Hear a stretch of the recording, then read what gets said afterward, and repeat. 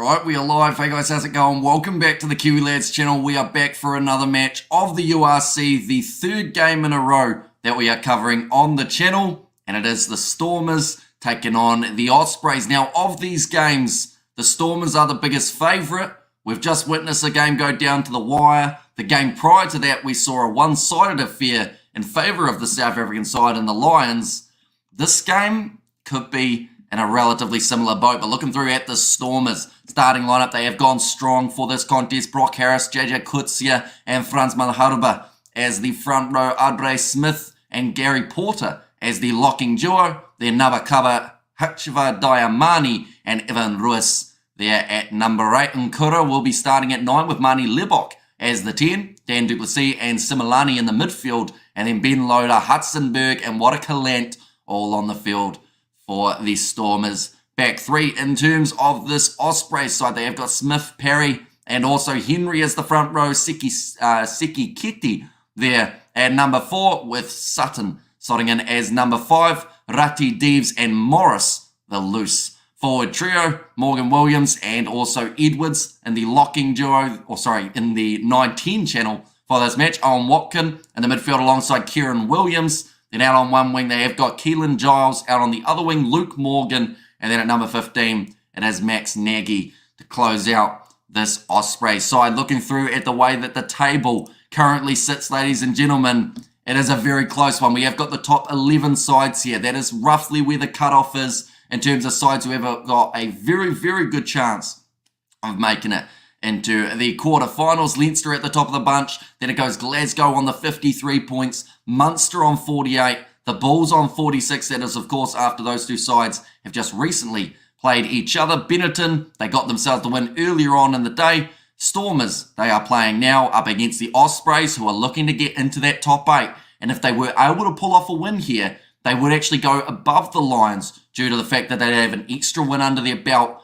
And of course, points differential comes third in this competition. First of all, it is points, then it is how many games you have won, and then it goes to points differential. But in the chat, we have got there, did you do your push-ups? I did indeed. It seemed like a good idea at the time till it wasn't. But we got through the 10.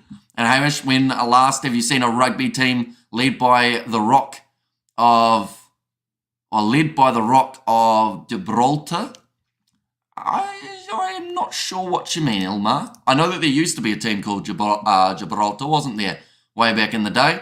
Looking through at the bench for this contest, ladies and gentlemen, Skara Untapini is there with Blues, as well as Sunday. Ruben van Heeren with Willie Engelbrecht, Marcel Tennyson, so they have gone with that 6-2 split in this game for the Stormers. Then Paul de Vet and Damien Belimza, the other two men, will be making their way from the bench for the Ospreys. Lloyds, Phillip and Warren. Adam Beard, probably one of the most notable names coming off the bench for the Ospreys in this game. Rudolph, as well as Davis, Walsh and Boshoff as the last man off the bench. Looking through at previous fixtures for these two sides, they were both in the Europeans Champion and Challenge Cup games. The Ospreys, they were defeated, they got themselves the win over the Sale Sharks as they were able to advance through to the quarterfinals. And then we did actually see the win for the La Rochelle side in South Africa. They were 1 point in it once again, similar to what we saw the last time that the two sides went head-to-head. But in that one, the Stormers, they were just making a few too many errors. They knew it as well, but they just weren't quite able to seal the deal. I didn't see them. Got to redo them, says Batson, but then I would be doing 20, Paddy. And that is 10 too many. Looking through at what is coming up for these two sides, the Stormers next week, they will be playing Leinster. The Bulls, they have got their game up against the Ospreys. So they will be watching this game eagerly after being defeated by Munster. They'll be looking at this contest, seeing exactly what this Ospreys side can bring to South Africa. Tell you what, the Stormers, this is the type of game we're going to see. I'm hoping a lot of aggression from the Stormers, and not in the regards of giving away silly penalties, but going out there on the field and just firing up, showing everyone what they did last year, the year prior. The Stormers side at one point in time were unbeatable, but at the moment, they had a few too many easy losses along the way. Frans Malherbe, he is the captain of the Stormers for this contest. Of course, one thing that came with that loss to La Rochelle was an injury list. We saw Moura injured in that game. We also saw Herschel Yankees, I believe, was taken out in that contest. There were about 3 other players, one of which was in the back 3, I believe, which is why we're seeing a change there as well. But yeah, that injury list was getting quite high. I take your word. Says it pads ablaze. Looks like a relatively, I want to say a drizzly night in Cape Town, but I don't think the rain is too substantial if it is drizzling at the moment. Stormers, they will be looking forward to this challenge. And to be honest, this is the type of game that if the Ospreys don't turn up, I could see the Stormers putting on, I want to say 40 points, maybe even more. Lubbock needs to show his talent tonight, says Stefan there. Yeah, we will have to wait and see exactly how they go. Someone let off a whole heap of fireworks, and now it is extremely foggy by the looks of it on the ground. I do not think they thought that through, as it looks like that cloud smoke is just going to stick around. All right, I'm off. Get some sleep. Have a great rest of the stream. Good luck to both teams, and have a good day, night. To everyone, much love. Says Pads Ablaze, and thank you very much for tuning in for these live streams, Paddy. It was greatly appreciated, and also thank you for your donation a little bit earlier on and the game as well. But the two teams have had their huddles for the moment of silence. But yeah, this looks like it's going to be very hard to see if that smoke does not clear from Cape Town Stadium. Someone decided to let off a whole heap of fireworks. Yeah, I think that's the conversation we're seeing here with Andrew Bracey saying we might not be able to play in this just yet, boys. Yep, they're just waiting for it to clear a little bit. Someone made a bad decision. It's like letting off fireworks inside of an indoor stadium and then they're like, oh, where was it all going to go? Well, it's going to stay there for a little while. We can hardly see the Stormers on the far side of the field at the moment. This is a bit unique. Now, it is going to be the Ospreys kicking off from right to left when this game does get underway. Oh, we've got the thumbs up. I think we are now ready to go. But yeah, someone who ever let off those fireworks will definitely get sacked. And all good. You deserve it for your hard work commentating all these games and staying up very late also. There's Pads Ablaze, but this game now kicked off and Similani drops it cold at the start of this contest, giving the Ospreys the ball early on. Morgan Williams going across now. Drop kick there from Nagy. And he's missed the way to the left-hand side. Tell you what, that's a different tactic. They decided they had the advantage for the knock-on. They might as well go for the droppy. Fair play, I guess. Different tactic. I think you're going to need more than drop kicks to beat the Stormers, though. Like they've said, the Stormers, they'll probably take that as a bit of a reprieve, as it could have been much worse for that handling error early on from Wandisile Similani. Put it down off the kickoff, but kicked off from the 22 now for Mani Libok, claimed by the Ospreys 40 metres from the Stormers line. Morgan Williams goes back across to this left-hand side. They've got some dangerous options in this back line. I'm looking at Owen Watkin as one of the players who can turn this game around for the Ospreys and just build their form. They are currently not too far away from that top 8 position. Now, nice attacking run again. This time it is going to be the big man Sutton. Now, off to the right, Morgan Williams. It's going to be Edwards on and behind. A little bit of an awkward take there. Franz Malharba manages to make another tackle. Of course, the captain for the Stormers in this game. Still 40 metres out. Williams goes back across this time to Owen Watkin. Looping in behind. Some nice quick stepping there from Giles. Stormers' defence normally pretty solid. That's what they'll want in this game. Looking for the kick in behind is Dan Edwards. Looking for the 50-22. Doesn't get it. And now it looks like it's going to be run for from Watercalant. Puts the ball across to Dan Duplessis. And now they are 40 metres out from their own line here. The Stormers with the attacking chance. Tackle made on JJ Kurtzia. Back across there. Cross kick from Mani Libok with the no look. And it's gone straight into the hands out wide for Hudsonberg. Look for the grubber.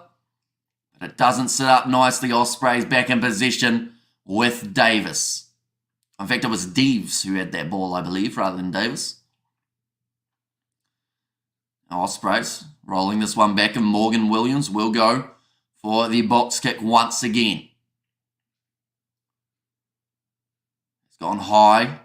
Chasing after this one was Giles, who's had to put in the big hit on Watercaland. That was close to the turnover for the Ospreys, but now running it forward is Gary Porter. Back across Nkura. Cross kick now coming from Warakalant. It seems like early on in this game, the Stormers are throwing all of their tricks at the Ospreys. Cross kicks, wide cutout passes, and now they're throwing Evan Ruiz at the opposition. Nkura. Back now, another cross kick attempted there from Mani Lebok. In fact, it was Warakalant, but it was partially charged down. Nkura has actually been tripped by his teammate there, Andre Smith. Bit of a miscommunication there. Stormers, though, with Warakalant has been able to get the ball back. Nkura going now to Similani. Has been able to catch that one. Mani Lebok has not, though. And that is going to be the knock on. Does Alex Cuthbert still play for the Ospreys? He's not playing in this game. Not sure whereabouts he is at the moment, Alex Cuthbert. Someone else might be able to help us out there. Morning, brother. Well, what a game. Bulls is in Munster. Unlucky Bulls, says Birdie V. Yeah, going down to the wire. That contest. Come on, Stormers. Do your best. 5 points, please. Says at the net. And also, Hamish, what are your thoughts on the Bulls' red card? I thought it was a bit harsh. I understand why it was given. At the end of the day, Johan Husson, there was no attempt to wrap, or there was no attempt to duck down.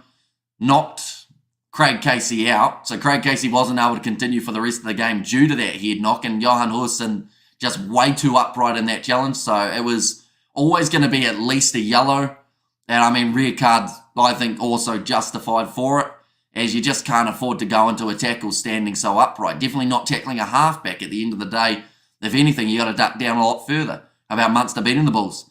Here's CK Gaming. Yeah, very good performance from Munster in that contest. And thought cool, although cool. Says Aberti V and sad for the Bulls. Nice game, ref. Says Dove. So what would you say was the one that you thought was like the referee's bad decision? Because you've also got to remember there were 15 handling errors from the Bulls throughout that game, and about 3 of them cost them tries. So yes, the refereeing maybe at times we could have seen a bit going in favour of one side and then a bit going in favour of the other side, but you still got to take your chances, and dropping the ball 15 times as a professional side just isn't good enough. And when you only lose by less than 7, those are the types of things that cost you games, not the referee. Now that one's going to be fed in. Nicely taken by Morgan Williams. A lot of pressure on him by Nkura. And lost first T20. There's Buckstar 90 all out, says Coding. Yeah, it's gone about the way that I expected it to. Why don't we see media ask Leinster why they sent a second string team? South Africa, they hounded the Bulls last week about it, says CK. To be fair, I've seen a lot of people criticise Leinster already for the side that they sent over to South Africa. So I think it just depends on whereabouts you're reading. Depends on what you get. And now nicely taken by Warakalant. Still inside of the Stormers half. Already 6 minutes into this contest. We are yet to see either side be able to get themselves any form of point. Stormers have thrown about 3 cross kicks into the mix. Couple grubbers as well. And I just have to ask what's for breakfast later. I'm not actually too sure. To be honest, after this live stream, I think I'm going to sleep for 3 hours or so, and then George is coming around to film. Similani tackled there, 30 metres out now. Stormers are going to throw everything at this. Mani Lebok, another cross kick. And it has worked out. Hudsonberg, beautiful break of the line, and tried the offload on the inside. Stolen there by Giles, who will pin his ears back, looking for the counter-attack here for the Ospreys. The cross kick from the block, it was almost the perfect setup. That is bad from Warakalant, just tapping the ball around. Comments on the Bulls' loss as well articulated, I agreed. Says Louis there. And also Leinster does it every year, sending their second team to South Africa. Says Winston. And yeah, like other sides do it as well. We saw the Bulls send the weaker side in the Champions Cup. We saw the Sharks send a weaker side to Glasgow just before. I disagree. Ref was useless. Says Dove. I mean, that's the thing though. Like, little decisions are always going to be, like, unfortunate. So I assume it's the red card you're talking, Dove, or are you talking just in general throughout the game? Because I don't think the penalty count was too bad. Looking here, penalties conceded. I'll just get the stats because we do love a few statistics. Penalties conceded as it loads. Currently, we've got a stoppage as well. And what happened to the Crusaders? Only one this year. Are the ABs in trouble? Let's hear your thoughts here, CK Gamer. I mean, they've certainly got a different side, the Crusaders. I don't think many of them are making it into the All Blacks. See, 7 penalties against the Bulls, 6 penalties against Munster. So actually very even in the penalty stat, but it was the handling that hurt both sides, having about 15 each. at the moment. The Ospreys are on attack again on rugby. Also, teams send B or C sides. Thought it was only in cricket. And let's go the Stormers. Says a Blues Nate. Now running forward. They are on top of the logo at the moment. So the players for the Ospreys are turning red. Still available. Morgan Morris, the captain, hits it up. They are 22 metres out from the line. Williams, the advantage is still in play for the Ospreys. We saw them attempt a drop kick earlier on. Bulls was leading. Says Dove. And that one is the try for the Ospreys. And that is Luke Morgan, who has crossed the try line early. That is a fantastic start to the match for the Ospreys here. So, like, the Bulls were leading before that red card, I assume you are talking. But then that is also down to Johan Husson. And, like, for such an experienced player, that was such a terrible decision from him to tackle Craig Casey, not only high, but also slightly late. There was always going to be at least a yellow card, if not red, and that's the kind of gamble that you can't afford to take because referees do see things differently. A lot of people saw that as a red. Some saw it as a yellow, but no one really saw it as just a penalty. Euro ref says Dove. Although Welsh ref, so not quite an Irish one. And fantastic for the away team. Says Blues Nate, even I didn't give Munster a hope down in South Africa. Says Gregor Galway. Yeah, I think the Bulls will learn from it. At the end of the day, you've got to accept losses on the chin because the losses are normally what makes you a better side. And the Bulls now will have that little bit more grit and a little bit more determination for the rest of the season. That kick is missed. The score does still remain 5-0 for the Ospreys after the first 10 minutes. What is crowded attendance in Cape Town? I mean, it is raining, so I think it's a little bit less than it was initially going to be. I haven't heard the official number as of yet, though. It looks all right, though. Looks like a decent crowd on the lower tier. Mani Lebok about to kick this one off from the halfway line. Ospreys have started this match a little bit more clinical, I would say. Like, the Stormers have thrown about 4 cross kicks in. They've looked good in terms of making meters, but the Ospreys have just been patient throughout that and now have got themselves in a lead. And we have got there 94% of people saying the Stormers is going to win on the poll. Says Johan there. Yeah, which is probably why there will be 94% of people who are not happy with the start to this match from the Stormers. Now rolling this ball back, Morgan Williams. Let's put it high. It's chilly and misty here in Cape Town, says Johan van der Merwe. All make errors, says Dove. But that's the thing, like all referees, if you look at a game close enough, you can find something to critique them on. And depending on what the decisions are, depends on the, I guess, severity of the criticism. But, like, for me, I didn't think the refereeing was terrible in that game. I thought that both sides had moments that they got away with things. I think that overall, though, like I said, when you have a game at altitude, that's when the Bulls needed to take Munster into deep water. But because of so many handling errors throughout that game and a few penalties along the way, meant that there were a lot of scrums, meant that there were a lot of stoppages. So the Bulls never really got to take Munster into that deep water that we normally associate with playing in South Africa, which then allowed them to be just fresh enough to get themselves the win. Now, could have been completely different had it not been for so much in terms of those drop balls, fake ref, says Dove. But yeah, like still the handling errors, I think, is the main thing that hurts. It looks like there's a player down for both of these sides. At the moment, set clock wrong. Hi, Kiwi lads. Says Spider-Meg, welcome in. I think Marnie needs a break at 10. He has been playing too much. They should give Ngumezulu or Willemse go on the 10. And let Marnie come off the bench. There we go. 11 teams are fighting for the top 8 playoff spots. And 5 points separate 5th to 11th. 3 teams are tied on 34 points. And 5 rounds remain as the stat that has just come up. And for anyone wondering what that means, this is the table for the top 11 sides at the moment. They have all got a very good shot of being able to make it through. And there are only a few rounds remaining in the URC. Munster, Glasgow, Leinster, the 3 top sides at the moment. The Bulls are sitting there on 46. They managed to get themselves the bonus point. And in their last contest, we'll go like this. Like that. There we go. Red card was never fair. In what regard? What would you say about it wasn't a fair red card? There was force coming in from pace for Johan Hussen. There was no ducking attempt. There was hardly a wrap attempt. He went head on head, and also Craig Casey got knocked out.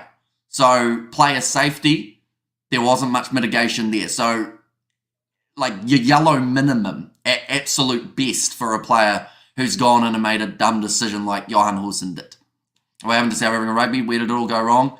So yeah, it's got through, but I mean, it hasn't really gone wrong though. Like these sides are still in the top 8. 3 of the 4 South African sides are in the top 8 now, looping around there. Hudsonburg, already 12 minutes through this contest. Leinster didn't hound the Bulls about the B team. The media did, and Leinster didn't send a B team. They sent a BC team, in my opinion. Says Captain Fantastic. And Bulls was coming back in the game. Says Dove. And how about Fenberg, a go at fly off? It could be a different, or it could be a decent option. Poor ref, says Dove. I mean, if you want to blame the ref for the loss, you can. There's nothing stopping you. And if that helps you cope with the loss, then go for it. But, you know, there's quite a few people who probably would disagree with you and say that dropping the ball 15 times as a professional side, like I said, is more than enough to stop you from being able to win a close game. And Munster, they almost blew the chance too. They had a few times that they dropped that ball in the important times. And the media did, that's what I said. Not once did I see or hear the radio. The Junos asked the question, not even at the press conference after the game. Card spoils games. Yeah, but knocking players out also kind of spoils careers. You know, you've got to look at it that way as well. Like, you know, that kid knock, I know it's not going to be, but that could have been the end of Craig Casey if it had been due to a high tackle, you know. So you've got to look at it that way as well. I don't think you get B or C teams, all players are professionals. That's why teams hire them. Says Winston. That is also a very good point. Looks like there's a change here. Lloyd making his way from the field, so I think there's a bit of bias to the European teams. Says CK. Now JJ Kutsia to throw this one in, but Sam Parry making his way from the field early on in this game. It's a bit of a hit there for the Ospreys. Stormers have thrown it into the front. Now Nkura, beautiful offload to Similani. Finds one more to Naba cover. Dan du Plessis, he's through. And it's a try for the Stormers. Almost between the sticks. So that will get them back into this contest, and that will get them the lead. Because this should be a nice simple kick. But Dan du Plessis, fantastic run forward. His 5th career tries. Ospreys, Wales, or Scotland. Forgot it is Wales. For the Ospreys. Easy mistake to make, to be fair.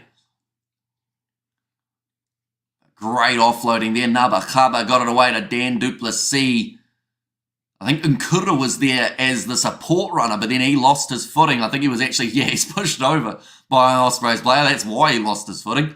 And cheers, Amish says Blues, Nate. Now Money Libok, nice easy kick to line up straight in front of the posts. Already 15 minutes down in this contest. This will be the first kick for Money Libok of the day. Taking some deep breaths. Has got that kick over, and that will now make the score 7 points to 5. Much better from the Stormers, getting those offloads away. And that's the thing, they've just shown there they don't need to do the fancy stuff of cross-kicking and all that sort of thing. Just flat running, getting those gaps. What did you think of the Bulls' loss against Munster? Well, we've talked about it a bit already. I don't want to go too far into it again because I feel like it's just going to annoy the ones who don't agree. But I just think that the Bulls weren't anywhere near clinical enough with their handling, and it cost them many opportunities throughout that game. And it's such a close one, you can't afford to do so. And Stormers of old, says Spider-Man. But yeah, it was just some basic, nice passing, couple quick offloads, and you get yourself that break. That's going to be slapped back onto the side of the Stormers. Similani goes across to Nkura. Now Mani Libok goes away to Watakalante. Will kick it downfield off his left boot. Looking for the 50-22. The ball is curling that way, but it's going to be cleaned up by Max Nagy at the back. And does put that one into touch. And fair point, says Captain Fantastic. 16 minutes and already one try coming for both these sides, I should say. And thank you, well said, the Bulls lost. And that is that, no need to debate it now. Says Winston. And yeah, like, they'll fire back. Next game, they have got up against the Ospreys. I'd like to think that that should be a relatively comfortable win for them. But then saying that, decent performance so far from the Ospreys in this game up against the Stormers. So it's very hard to know how they will match up, but I believe that the Bulls will be much stronger in their next game. And they'll be such a bad loser, Dove. See Leon. JJ Kutsia to throw this ball in. Nicely taken by Andre Smith. Nkura. Oh, there's going to be a penalty there to the Ospreys. What's that for? Okay, the maul was not over. So it is going to be the penalty going to the Ospreys. They went a little bit too early. And okay, folks, call your Jets. Let's keep it civil. Sears getting fantastic. Now kicking this one towards the touchline is Dan Edwards. I think the red card changed course of the whole match. Says Morning Lagrange. But yeah, like, you can't afford to go head on head with another player. Like, the players know the rules. You make contact with the player's head, you're more than likely getting yourself sent to the bin. And I don't know why Johan Hussein did what he did. I think he just got a bit caught up and decided he'd go for it and try and put in a cheap shot on the halfback. That's a great run down the wing from Giles. Offloaded it inside to Luke Morgan, but he wasn't able to hang on to it.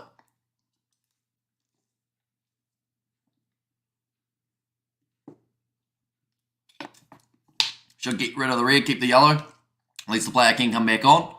Says Spider-Mick. And it did, but he's right. There was a lot of sloppy play. Says Captain Fantastic. Although something that they do in Super Rugby, which I know, like, some people are a little bit split in terms of opinion of, is the 20-minute red card. After the 20 minutes, you're allowed to bring a player back onto the field that isn't that player who got red carded. And I mean, it works all right. Overall, like, the player who did the cynical act doesn't get to come back, but you do get to be back to 15 so that the card doesn't take up the whole game. 18 minutes in, 10 metres out from the line, and the Stormers now are going to have themselves another scrum feed here up against the Ospreys. Yeah, big fan of that. So here's Captain Fantastic. I just saw Bulls versus Munster highlights. Why weren't the Bulls wearing red? I think it's to do with the colourblind side of things, even though, to be fair, like, it's like they're not that similar, but I guess for a colourblind it overlaps a little bit. But yeah, they were in the alternative strip. Red is too much of a penalty in my opinion. The injured player should be protected or favoured, never the culprit, says Ilmar. Yeah, like, that's the thing. They are talking so much about player safety. They're trying to avoid lawsuits later on of players who are taking unnecessary head knocks. And, you know, that's one of the ways that they're trying to shut it down so that they don't have those later lawsuits of players later on. It was kind of a sentence, but also kind of not. Ben Loader tried a little boot him on, and it has not worked one bit, just pretty much chipped it 2 metres. Went into the hands of the Ospreys. Now Morris gets the ball away to Owen Watkin. IRB is going to trial the 20-minute red card. Says CK.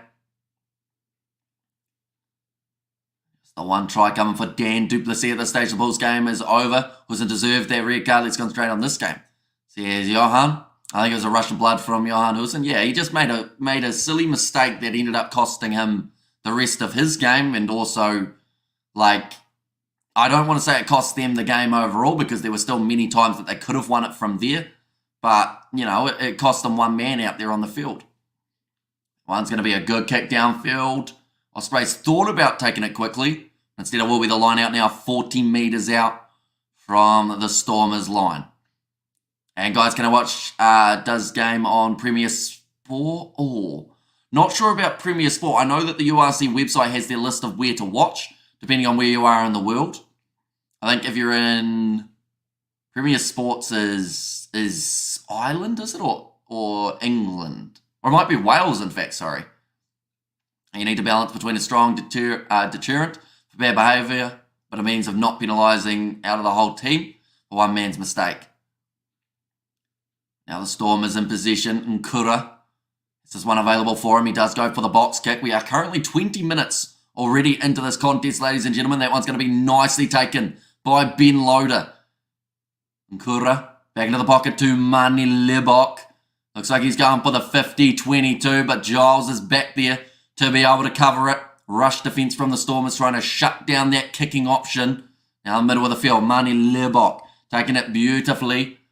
Oh, what a Calent. Kicks it in behind. Get some extra territory here. Both sides looking like they're willing to play that kicking game at the moment. And now it looks like Ospreys are going to try and run it. That has not worked. Nubba Cuppa has been able to line them up The Stormers, though, losing their feet in the breakdown. Rugby is a contact sport, what you expect? Says Spider-Week. I mean, it is a contact sport, but you've also got to take some sort of player safety into consideration.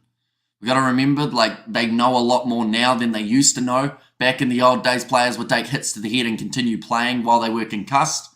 And then that ended up causing a lot of long-term damage. There are so many players at the moment who are in legal battles with World Rugby in terms of trying to get compensation for wrongfully being treated, as in terms of player safety. So, you're in that scenario of they are trying to avoid that later on. And if they say we've done everything we can in terms of the rules to try and avoid that, then they're less likely to end up with those lawsuits. Now, Ospreys, they will have the chance to kick this one into touch.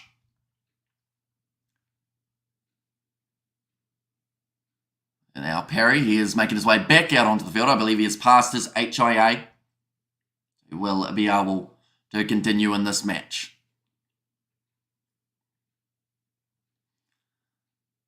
They're just showing that what a Calant kick. Oh, Evan Ruiz, they are just showing some great work from him putting the pressure on, and then that put just enough pressure so that Nabahaba could come over and help assist in that tackle. But then they gave away that penalty. There's actually another change happening now for the Ospreys. But unfortunate this early on. Edwards making his way from the field for the Australian Walsh.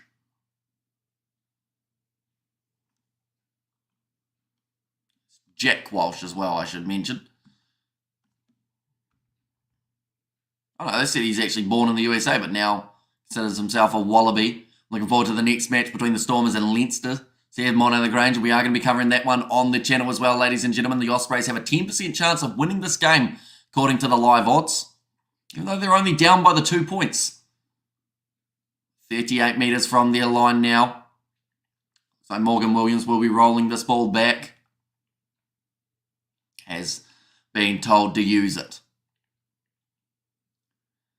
So put it high. Evan Ruiz trying to get that charge down. Giles goes up for an awkward bounce of the ball. Wasn't able to get quiet on it. Diamani looks for the offload to Nabakaba. Now gets it across to Gary Porter. Nkura. Back across to Brock Harris, who just kind of steps into it. Don't count yet. Says Spider-Mick. Nkura. Oh, Mani Lebok having a juggle of that ball. Has eventually been able to take it, looking for the 50-22 again. And looking for some territory, although it's nicely taken by Max Nagy, who now kicks it back down the field. He's chased that one very well and claims his own kick there. It's probably gained the Ospreys about 30 or 40 metres of territory now. Sitting 45 metres out, going for a kick of their own, looking for the territory. That ball's going to just stay in the field of play. Fired across from Watercaland now. Mani Lebok goes to JJ Kutsia. He is not going to kick it. Evan Ruiz, a lot of pressure on him. The ball is loose and it's actually called as a knock on there. So now the Ospreys will have themselves the ball available at scrum time from about 15 metres out. But once again, decent bit of work from the Ospreys. They are winning the kicking battle at the moment, which is something you don't say too often for the Stormers in their contest, mainly because Stormers with their back three are able to run that ball hard. And that normally makes the meters and stops the side from wanting to go for that kicking game. Whereas this game, it's been quite the opposite. The Ospreys have actually been willing to engage in that kicking battle. Looks like a bit of an injury here for Gary Potter. Looks like, Porter. He will be able to continue. Scrum feed for the Ospreys. We are already about 25 minutes through the previous results when these two sides have played. There was a 16-all draw on the 14th of October in 2022. And then 29 points to 13 in April 2023, I believe that is supposed to be, rather than 2022.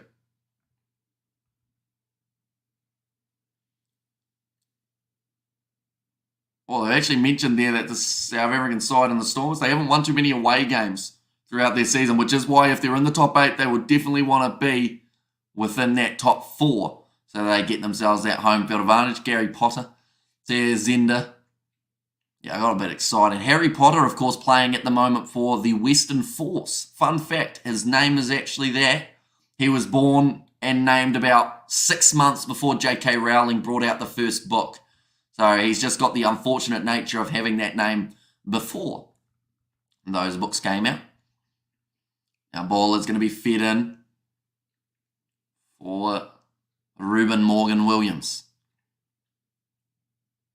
Gone in. Looks like it is now going to be available off the back. Here comes the skipper, Morgan Morris. Great run forward from him. Moving only 2 metres out. Morgan-Williams pop pass up. That was very close to the try line, but Sutton is dragged down just short.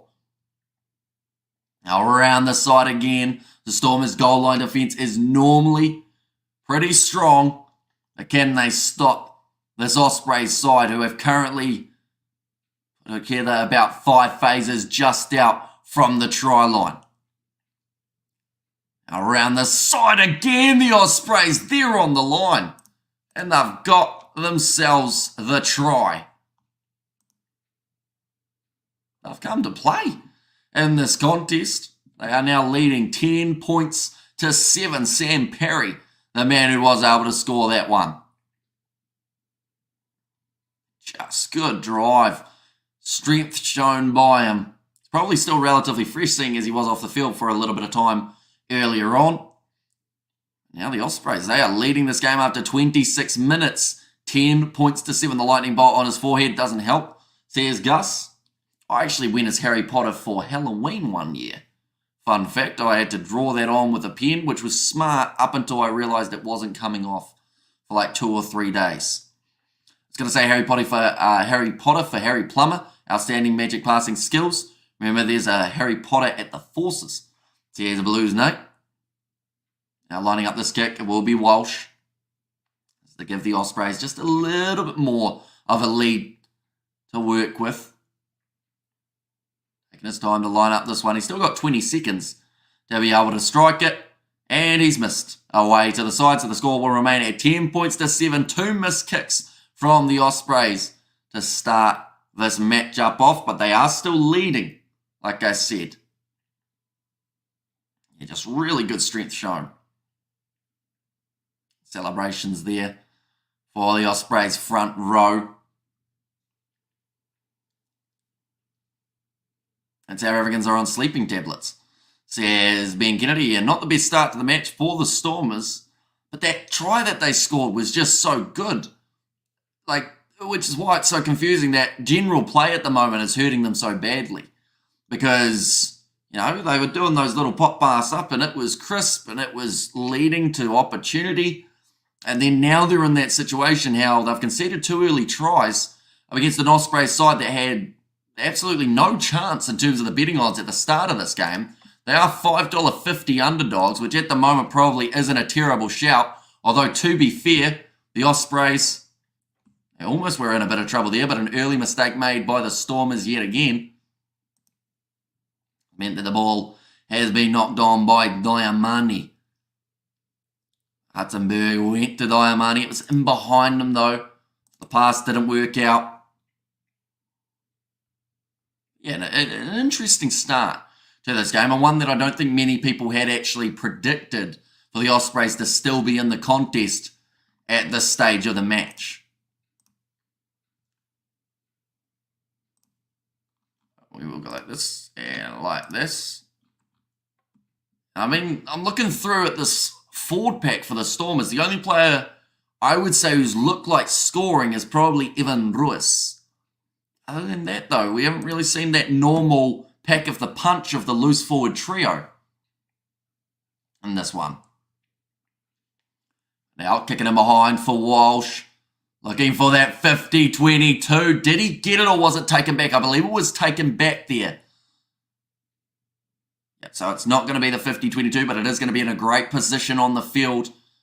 Stormers are going to try and get this line out right from 20 out now.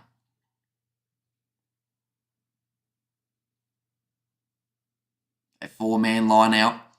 JJ Kutsia to throw this ball in. We are 29 minutes in. Stormers are down by 3, but they are not out of this contest as of yet. Just need to mount some sort of offense. Survive this bit of an onslaught. The Ospreys are putting on them. I mean, well taken there. Now Mani Libok decides to run it forward to create a little bit of a better angle and does get that ball into touch once more. Got a hold, says Andrew Brace. I think that was to do with the line out, maybe.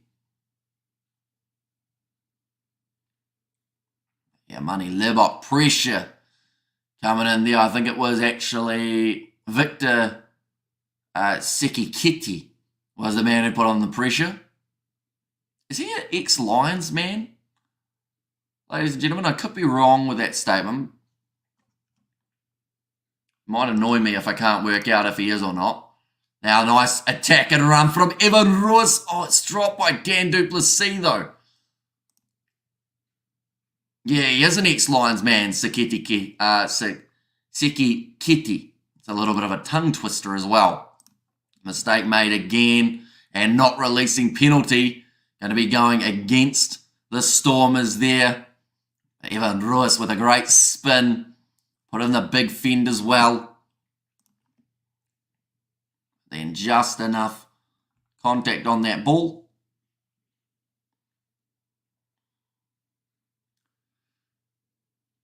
Oh no, in fact, sorry, the advantage for the knock-on was over.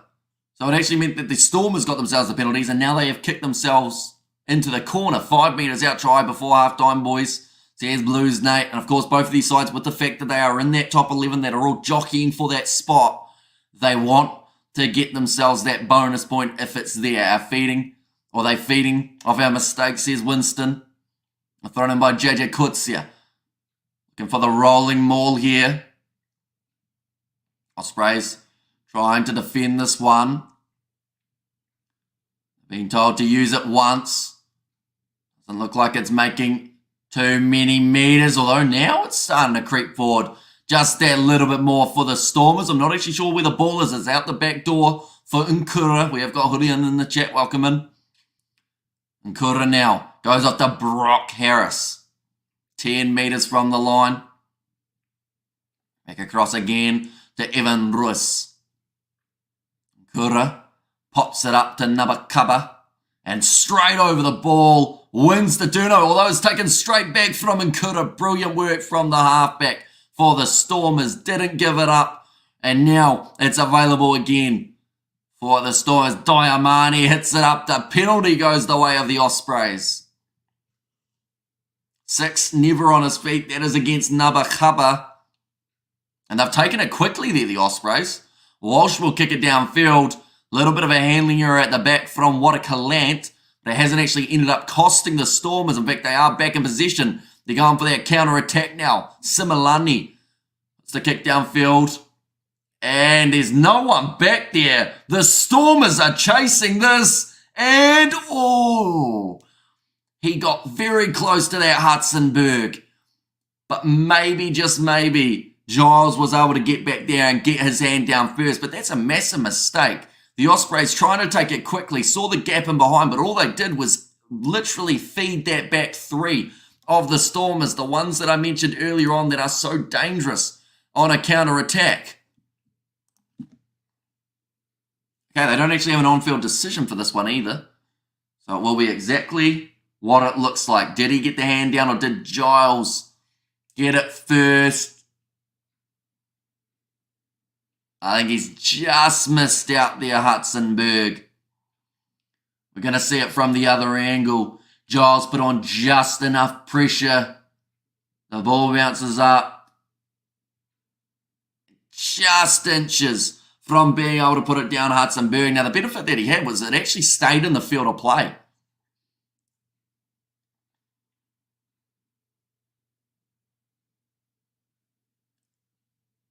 Okay, they're just working out if it's a knock-on in goal, which they will eventually work out that it is. I believe that has hit Hudsonberg's hand. We're about to hear it. Okay, it's going to be a restart of a goal line dropout here. It is knock on by blue. There we go. That is the ruling. Very close though. And a little bit of a wake-up call there for the Ospreys of don't go too silly about it. You still got to play your rugby. Can't just go randomly throwing that ball downfield or kicking it downfield anytime you want. The Ospreys have been told to use it. Walsh probably get ready to kick this. 7 minutes remaining though in this first half. 10 points to 7 still in favour of the Ospreys here. And that one is going to be bouncing awkwardly for Watercalant. Been able to clean it up quite nicely. Now looking for the counter-attack. Trying to go through Victor Sekiketi. Now Evan Ruiz not able to go through. But gets his offload away to Mani Lebok. Now Dan Duplessis trying the step. Goes straight through, but there was obstruction. That is why that gap opened up so much. And go the Stormers go, says Julian Moses. Frustration. That's actually against Franz Malharba for obstruction. I'd assume that if that man was able to move, he would have. Oh no, it's Hudson Berg, in fact, who has been pinged for obstruction there.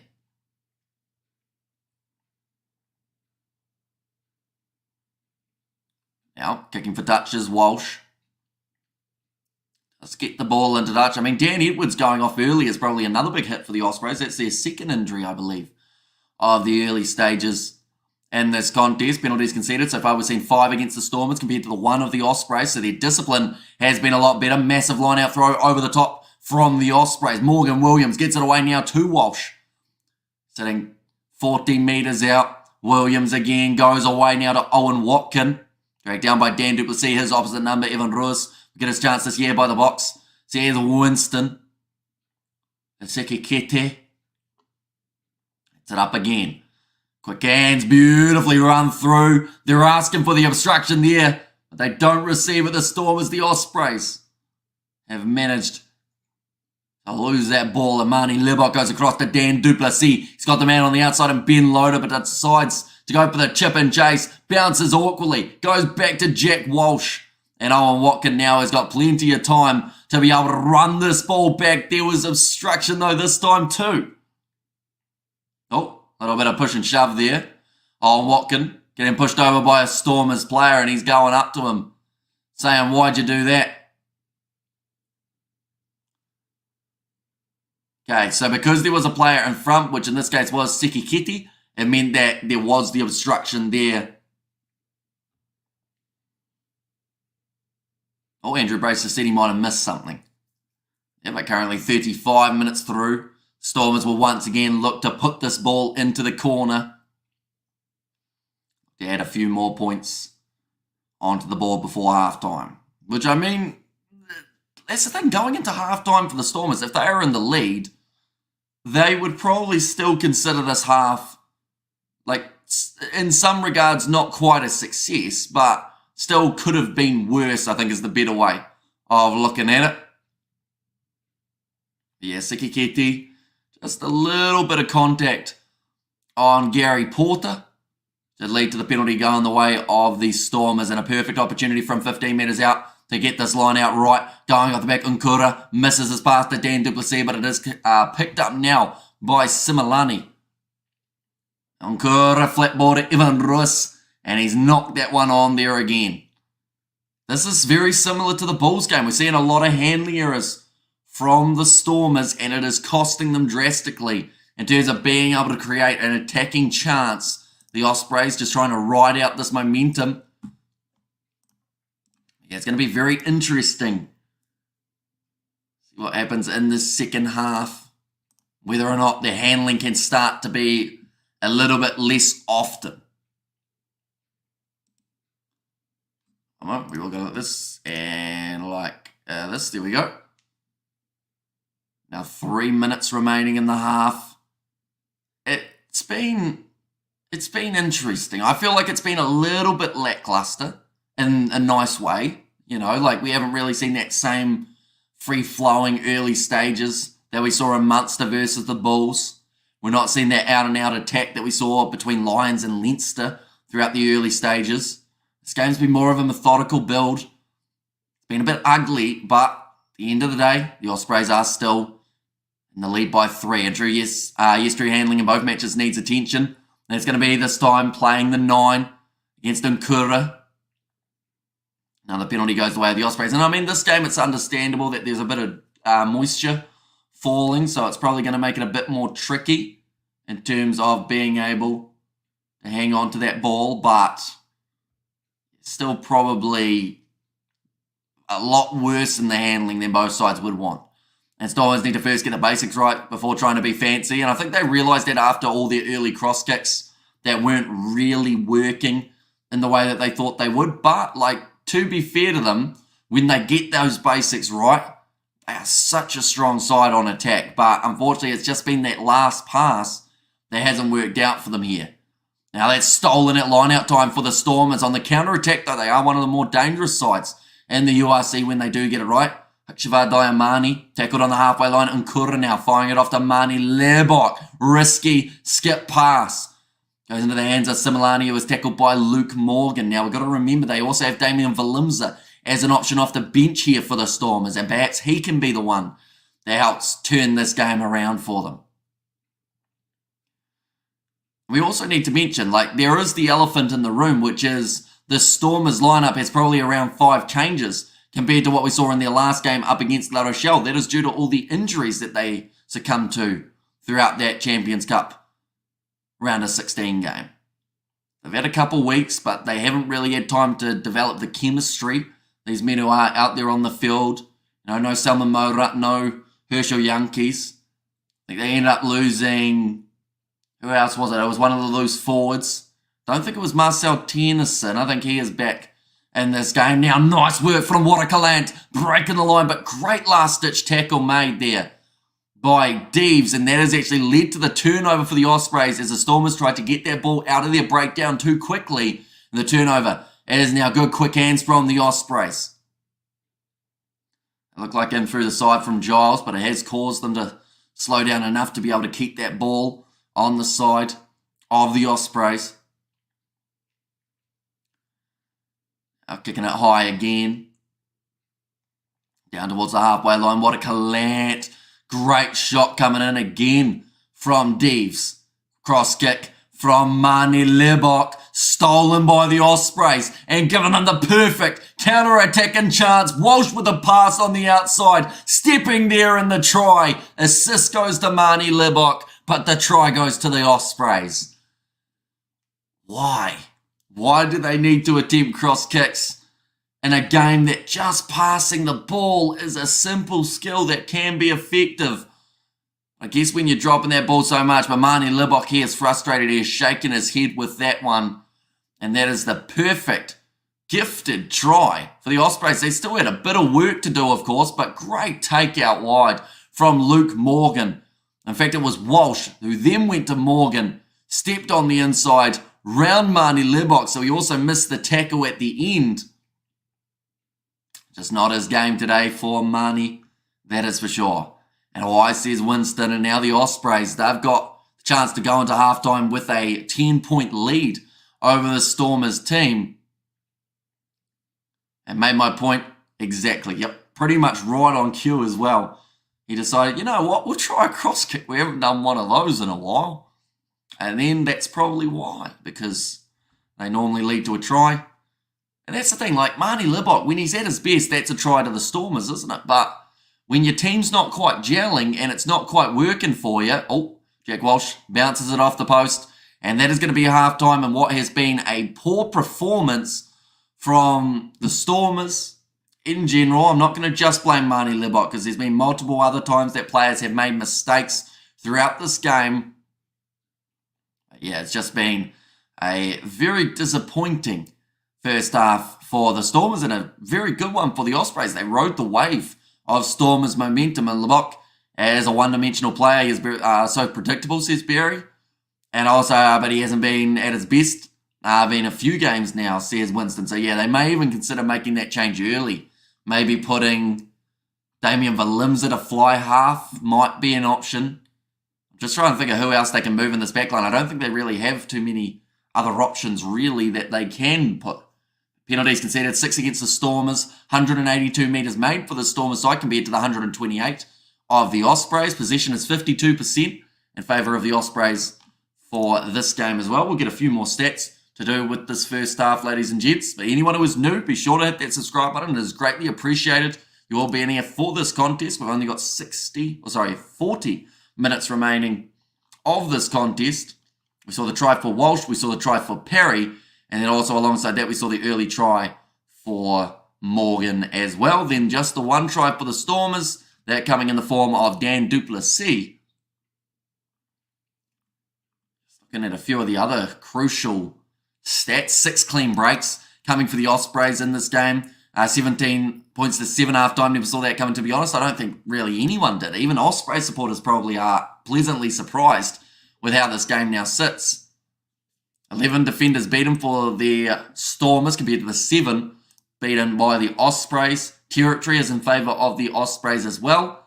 The tackle completion is only 78%, whereas the Stormers are tackling at 90%. So that tells you that the fact that they've still conceded 3 tries, even though they are kicking or they are tackling at a very impressive rate, they're just making other errors. And I think those penalties, 6 against them, like it's not the best number that they could have out there. Seen a good first half though from Dan du Plessis. We almost saw the try for Hudsonberg as well. And also a decent half from Giles, as well as Luke Morgan for the Ospreys. Most tackles made by Namakaba. And also 4 tackles made by Morgan Morris. That is the most tackles that we've actually seen from a player in the Ospreys. Let's go, Kevin Ads. Why are they it up? Says Julian there. Yeah, just simple errors at the moment.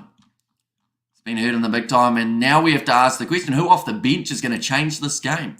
What kind of underdogs are the Stormers? They are no way.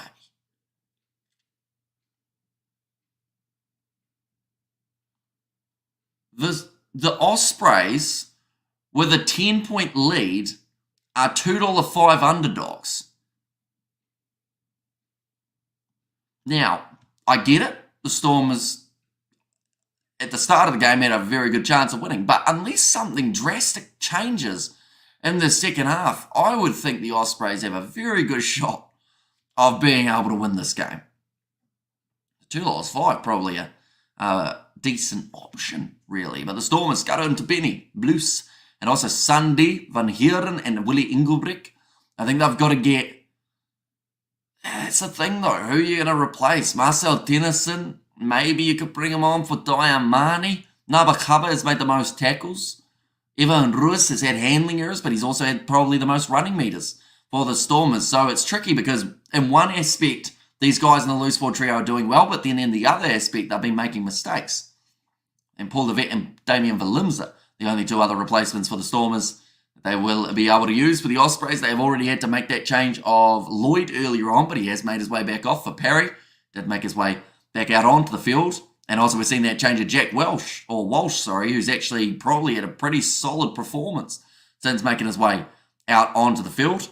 That was the early replacement for Dan Edwards. The way that the table currently sits, if the Ospreys were able to win this game by the margin that they currently sit at, they would actually move themselves up just a little bit further on the table. They would go up to 8th, and they would overtake the Lions due to the amount of wins that they've had rather than points differential. If they won this game with a bonus point for the Ospreys, they would actually move themselves up into 7th.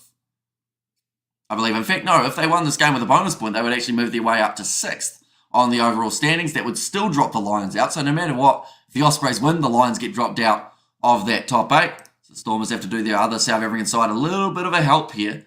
On the concert match. I assume that is the Conard match. We are not, no. We've already done the 3 in a row. So, yeah, we're probably calling a night after that one. The Ospreys need this to propel themselves up to the playoff spot. The stakes are high, says Sebastian, and they are certainly playing like a side that know that this game is do or die. The Stormers, not so much. Bench is not always the answer. I go to Al Pacino's speech about inches in the dressing room. Might just be the ticket, says captain. Leave Marnie on. Fly half, Damien will come back with centre. Outside, that will create for wings. So you'd put him on for Similani, I assume. In that case, who hasn't really had a terrible first half, but unless maybe You know what I would do? I know that this is probably controversial because he hasn't, once again, had the ball that much. I would probably take Ben Loader off, move Similani to the wing, and then put Damien Valimza into the midfield. Just to add a little bit of something for Marnie Libok to bounce off. Because normally those two, when they're out on the field, they're two playmakers and it actually works quite well together. Whereas currently, I would say that it's not working well with just Marnie Libok having to try and create the chances for the Stormers. What is the next URC match you are doing? I believe it is next week, 1 a.m. on Sunday morning. What will be the next one? Libok isn't him. Off now, not good G. Says Barry. And as we have got there, that's probably the worst performance I've ever seen from the Stormers in the first half. Says morning. You obviously haven't been watching them throughout the last few games. They've had a few games like this. Normally they find a way of firing back though. And they're certainly making it difficult for themselves. They're still favourites in this game, which I can't believe. They're down by 10. They've given away more penalties. They've had less possession. They've had less territory. They've looked less likely to score at times.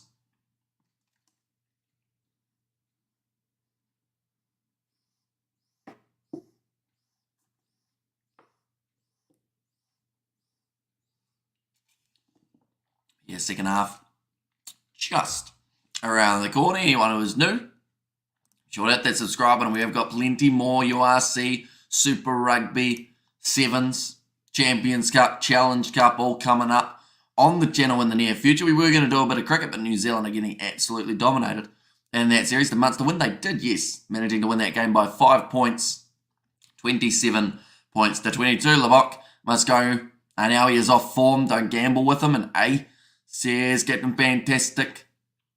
We've got plenty more coming up on the channel. Although not for this weekend. I believe this is the last live stream that we got for the weekend. Unless we do the cricket tomorrow, which I probably can't because I will be pouring concrete on early Monday morning.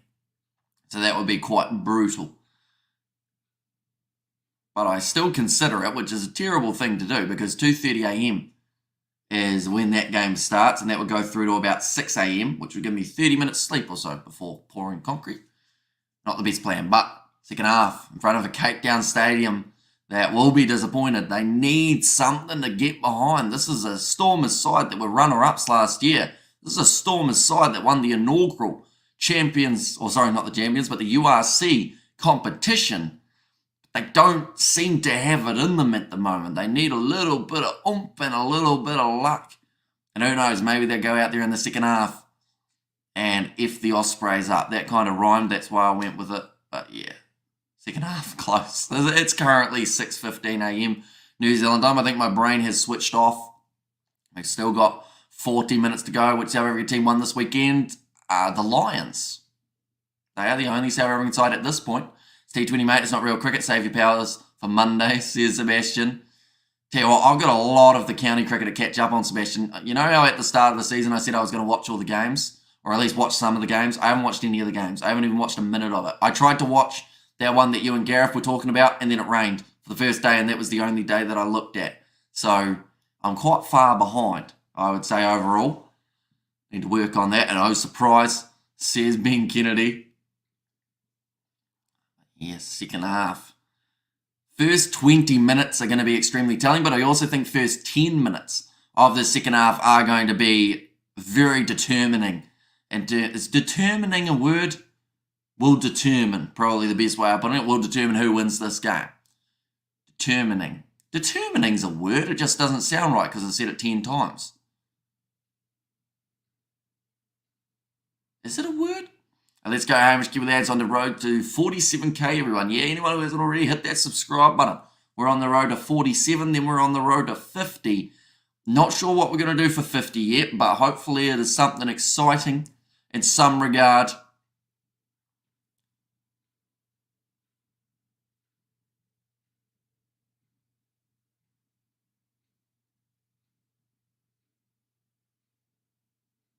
Oh, they turned the microphone off. There was a guy who was right next to the microphone who was giving a good old rant. He was pretty much saying that's the second try that's come from a stupid play. How are you gonna get tries if you're gonna be stupid? And then they cut him off on the audio. They were like, nope, we can't have that. Yeah, well, neither Lancashire nor Surrey are doing great. So we're all on the verge of depression. Cricket hurts at times.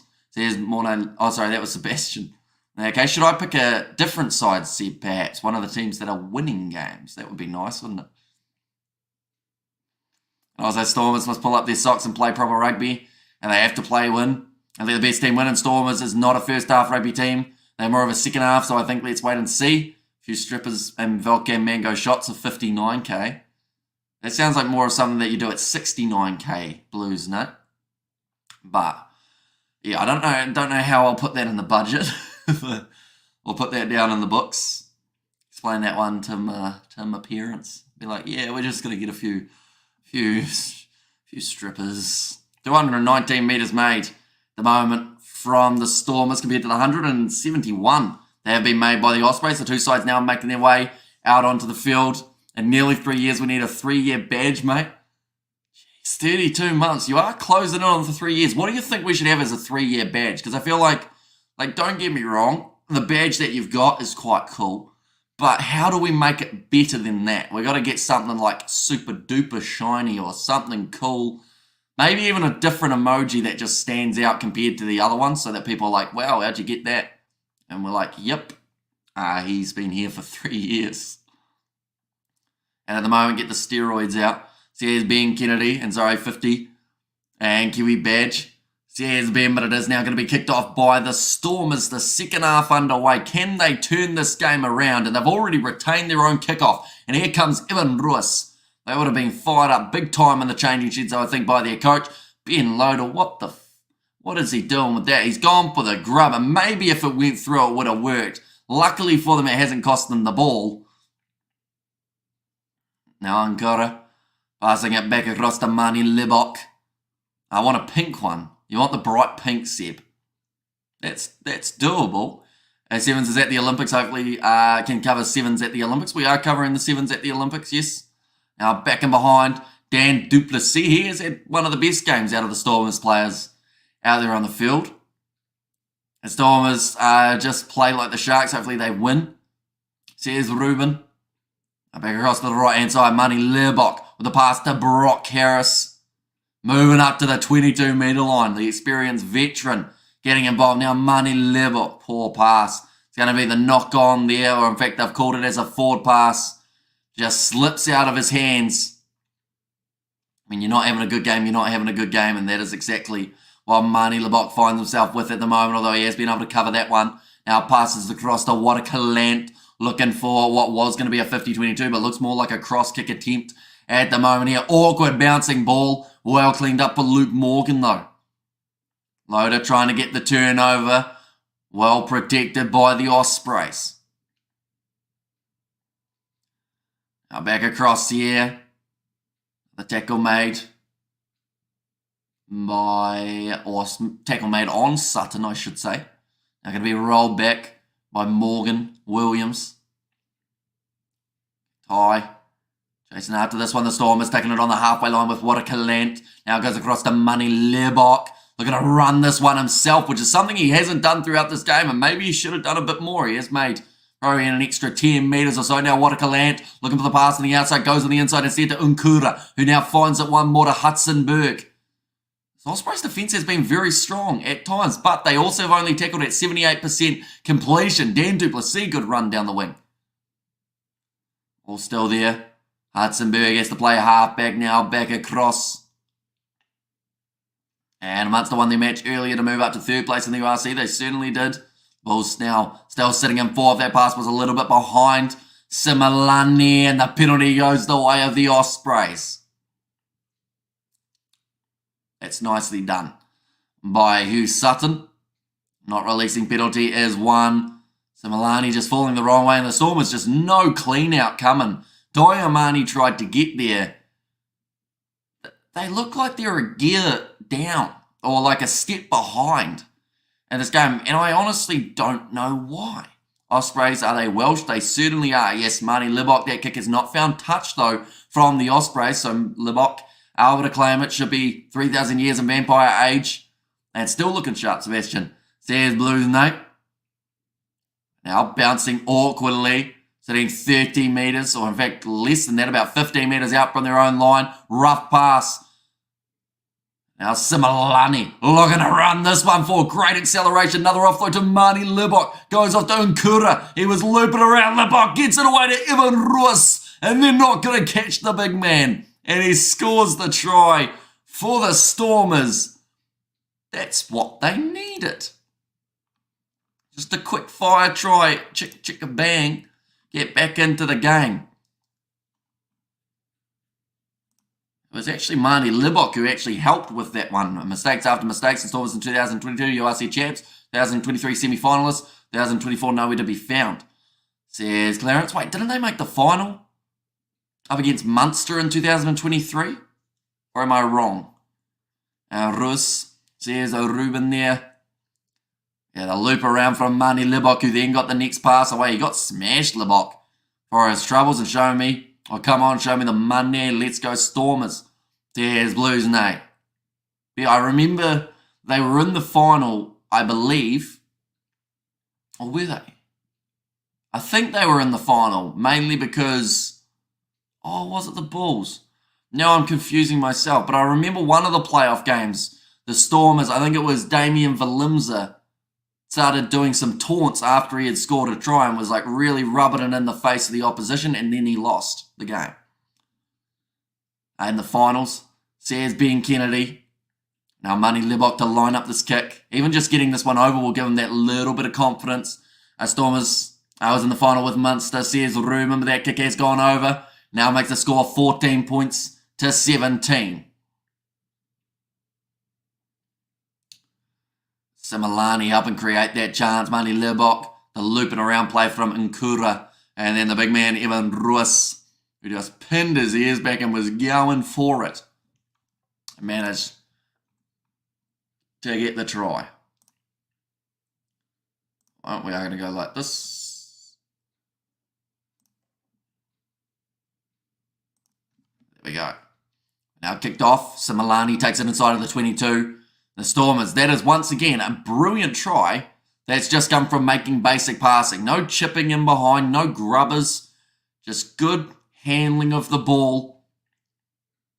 Need a bit more of that. Nkura kicks it high and only 3 points down at the moment as well, the Stormers. For the way that it sits. Thanks for the correction, guys. There's Clarence there.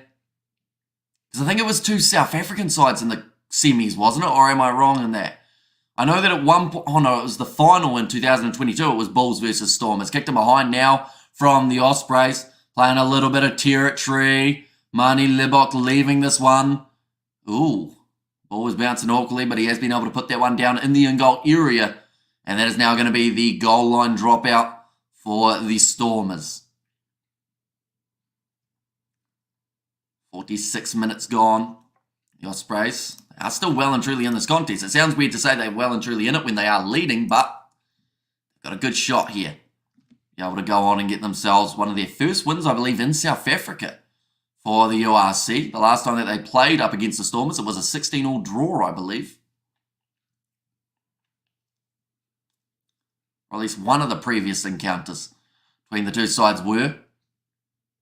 Now running forward is James Ratti. Morgan Williams going off to this left-hand side again. Nice singing pass from Walsh, but it's set up Nagy for a good shot in the midsection from Simalani. Wanted that turnover. Wasn't able to get it. Oh, rolling it back again. Morgan Williams goes across to Reece Henry. Told to use it here now for the Ospreys. So Morgan Williams, that ball was almost out. He almost made the mistake. Going to be kicked up high now. Going towards the touchline. Nicely cleaned up by the Stormers, but it's a knock-on from Hudson-Berg. There was a lot of tongue roll for Hudson-Berg there, but it's going to be now the ball available for the Ospreys. Oh, Ngora going to be making his way from the field, and that is for Paul Devet. What's your favourite sport? Depends. Because there are two sports that I cover a lot on the channel and the two sports that I enjoy watching a lot, but they're very different, that being rugby and cricket. And of course, some people would say that they don't like cricket, some people would say they don't like rugby, but like in terms of a nice balance of two completely different sports that both I find just hit the right kind of the right spot per se in the sporting world. I feel like it's those two.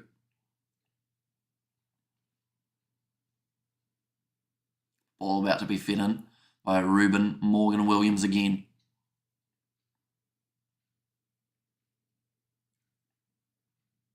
Now that's a steady scrum, and now they've got themselves a penalty advantage there for the Ospreys. Oh, what do you do here? Do you take a 3 or do you go for the corner? High-risk rugby are not always winning rugby. Says Clarence, and yeah, like someone said on the crowd microphone, that I'm not sure where the mic was, but someone pretty much said that's the second dumb thing we've done in terms of giving away tries. Yep, they've kicked for the corner again with Walsh. They want that bonus point, the Ospreys. And in truth, those have been mine as well. NFL third. Says Cool Story Bro. See, I'm not actually sure what my third would be. Rock Harris has been busted open by the looks of it. Depends on what you call a sport. Like, I watch a bit of MMA, which I guess is, I mean, it's a combat sport, isn't it? But, I mean, alongside that, a little bit of football, maybe.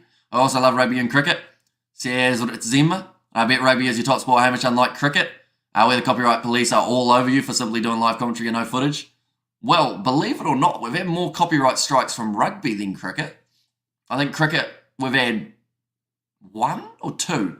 I think it's 1, and then rugby we've had about 3 or 4 at this stage, and we've never shown any footage, which is the slightly unfortunate part. One moment, I'm about to sneeze. I will quickly...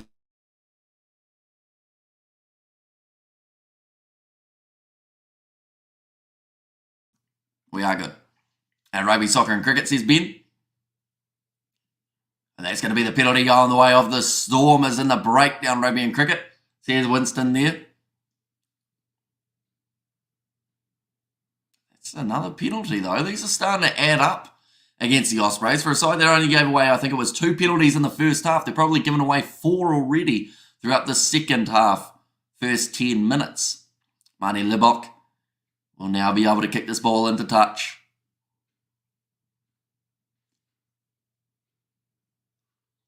That is a big yawn. And then saying that, it is 6:30 a.m. here in New Zealand, so that is probably why. Another Khaba doing brilliantly to get that turnover. We talked about what changes the Stormers can make in terms of their side. Just amazing cliffhangers in cricket pre-2007. The height of cricket for me, says Cool Story Bro. And Formula 1. I've been watching a bit more of it recently, to be honest. Like, one of my friends, one of the other Kiwi lads, in fact, he went to Melbourne for the Grand Prix, which was pretty awesome. He's a Ferrari boy, so the fact that Verstappen got knocked out early on meant that he was very happy because he got to see a couple of the Ferrari boys getting themselves the win. That ball's going to be loose. Carlos Sainz actually winning that one, I believe, if I'm correct. And then who was in second for Ferrari? I can't even remember the name. But the Sanzar culprits are responsible most of the time for the copyright strikes. Like, no footage shown isn't enough. And you're not even gaining anything from it. That ball is loose and stolen by Morgan Williams. Shows some good pace. But, I mean, it is one of the reasons we've done slightly less Super Rugby games this year. Like, I know some people would be annoyed that we haven't done as many as we did last year, but we did all of the games of Super Rugby with the exception of maybe 2 last year. We did about 70 plus games just to get a copyright strike on the final so that we couldn't actually finish the competition that we had done so much of. You watch more American wrestling than me, says Robert V. That's probably true. F1, my favourite video game sport. There's Cool Story Bro. Now back across and the pocket. Walsh now trying the cross kick. I mean, we saw what happened down the other end, and that was almost going to be the Stormers who had that ball, although Watakalant went up. So sad. We haven't even cricket, match fixing and all. Actually, a stunning game, says Ritzema. I think something that's been more enjoyable as well with cricket is since watching quite a bit of it, I have got back into playing it.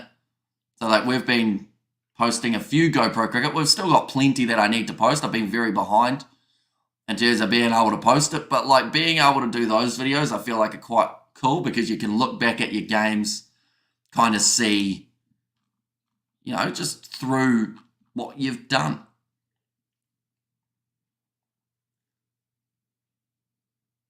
Yeah, it's a deliberate knockdown, I believe, there.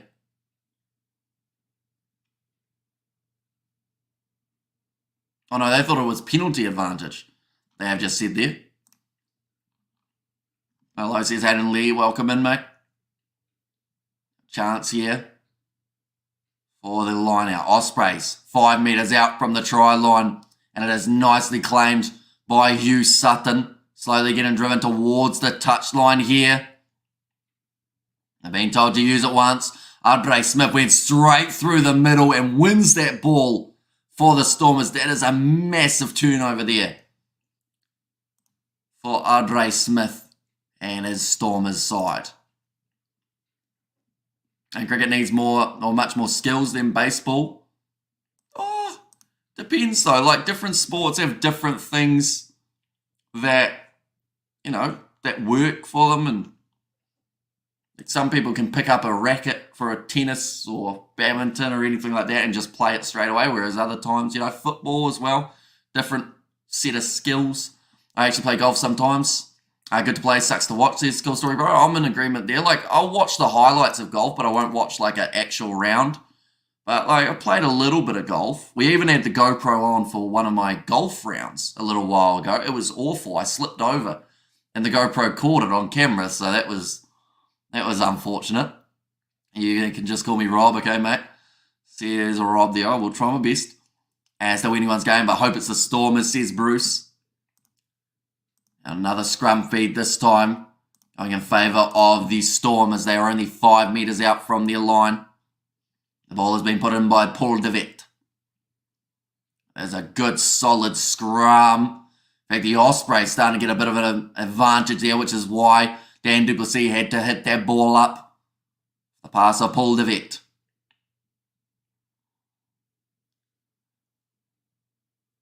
Now, still 25 minutes left, plenty of time for either of these two sides. Believe it or not, as this game wears on, the Ospreys become bigger and bigger underdogs, even though they are still leading in this game.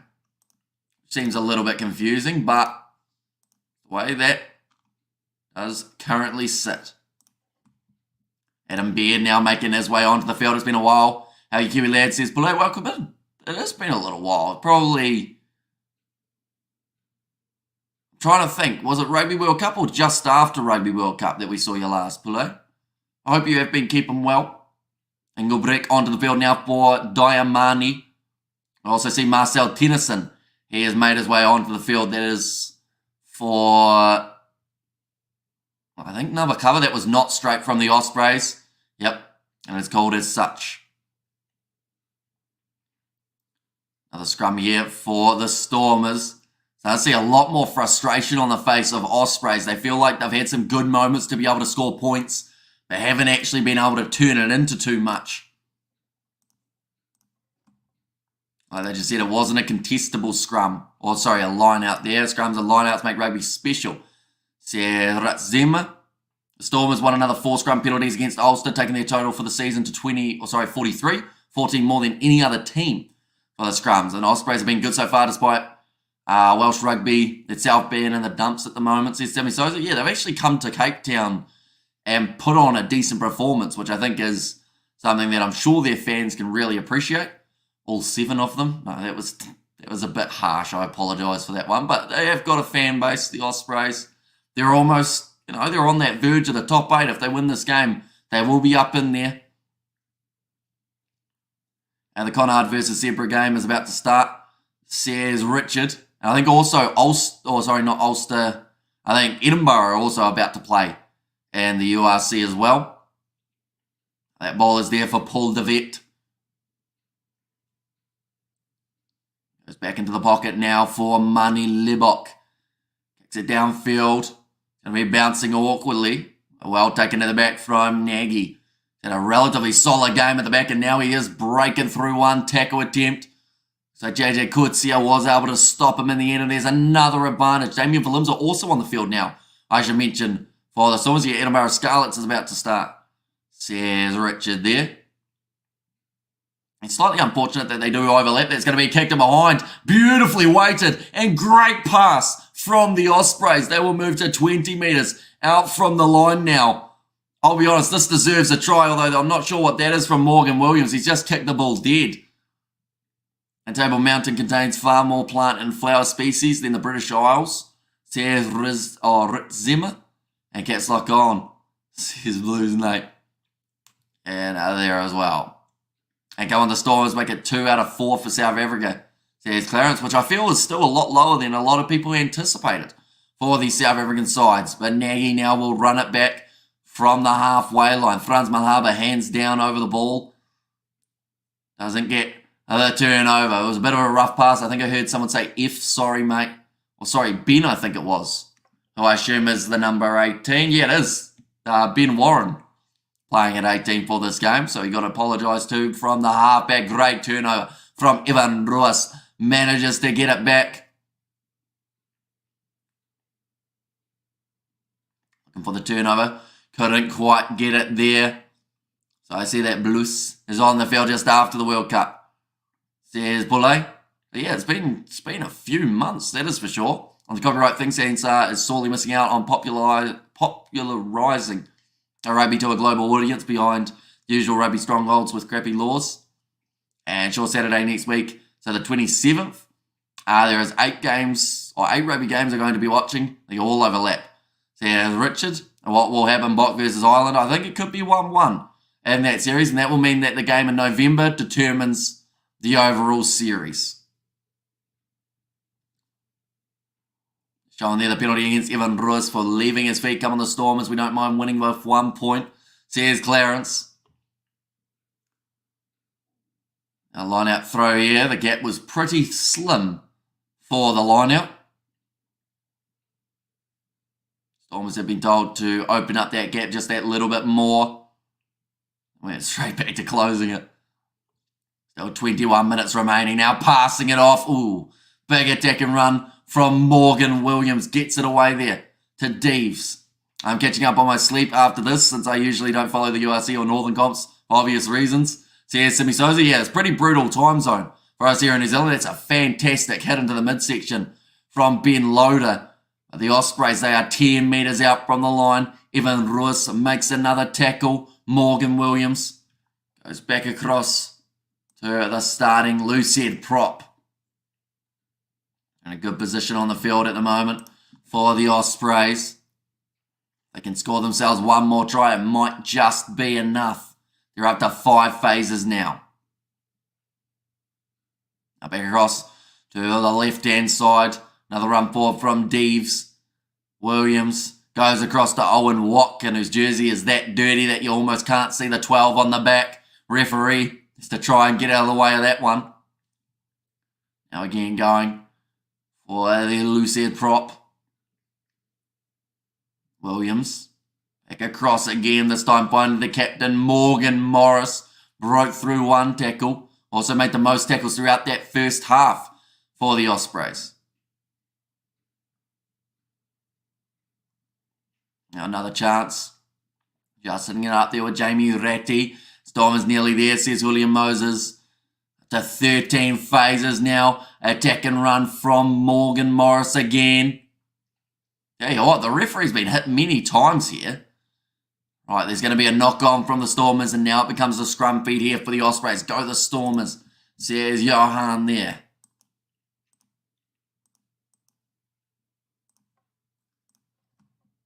Right, the time has been turned off now. Not a huge amount of time left, although still about a quarter of this game. Scudder into Benny. Onto the field now for JJ Kutsia. Are we going to see that last big burst of energy here from the Stormers? Or are they going to be lacking on that next big chance? I suggest that New Zealand and Australia have their 3 top teams in the URC. So it would have to be the top 4 for the sake of keeping the competition in the same format that it's currently in. Someone actually made a good point earlier on, which was the quarterfinals, the 4 losers of the URC quarterfinals should play the 4 losers of the Super Rugby quarterfinals. Which, isn't a bad shout. It's just time zones and whatnot.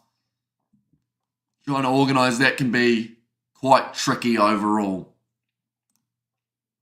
The Water has been told to get off the field. Evan Russ still out there on the field at the moment. looking to fight back in this game. There is a lack of time remaining. A big try coming late in this contest could be the difference maker. I have to say, Andre Smith, he has been sensational throughout this game so far in terms of what he's been able to do. That was me. So here's 1, 2, 3 MS.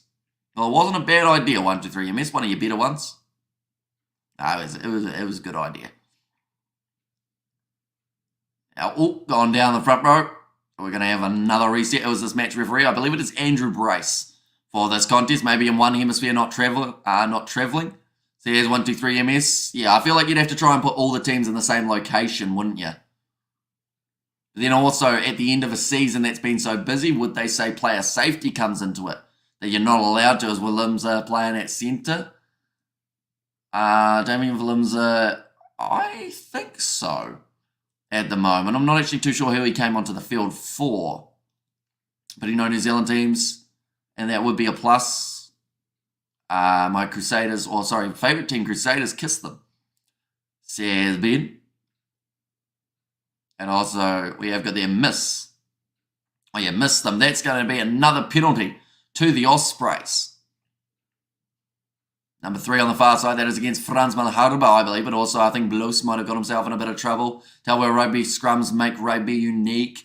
Says Zema, I will tell them the next time that I talk to them, which is not normally. Like, I don't have a contact. Pretty much why I'm wondering if World Rugby can actually pull off Club World Cup successfully in June 2008, 28.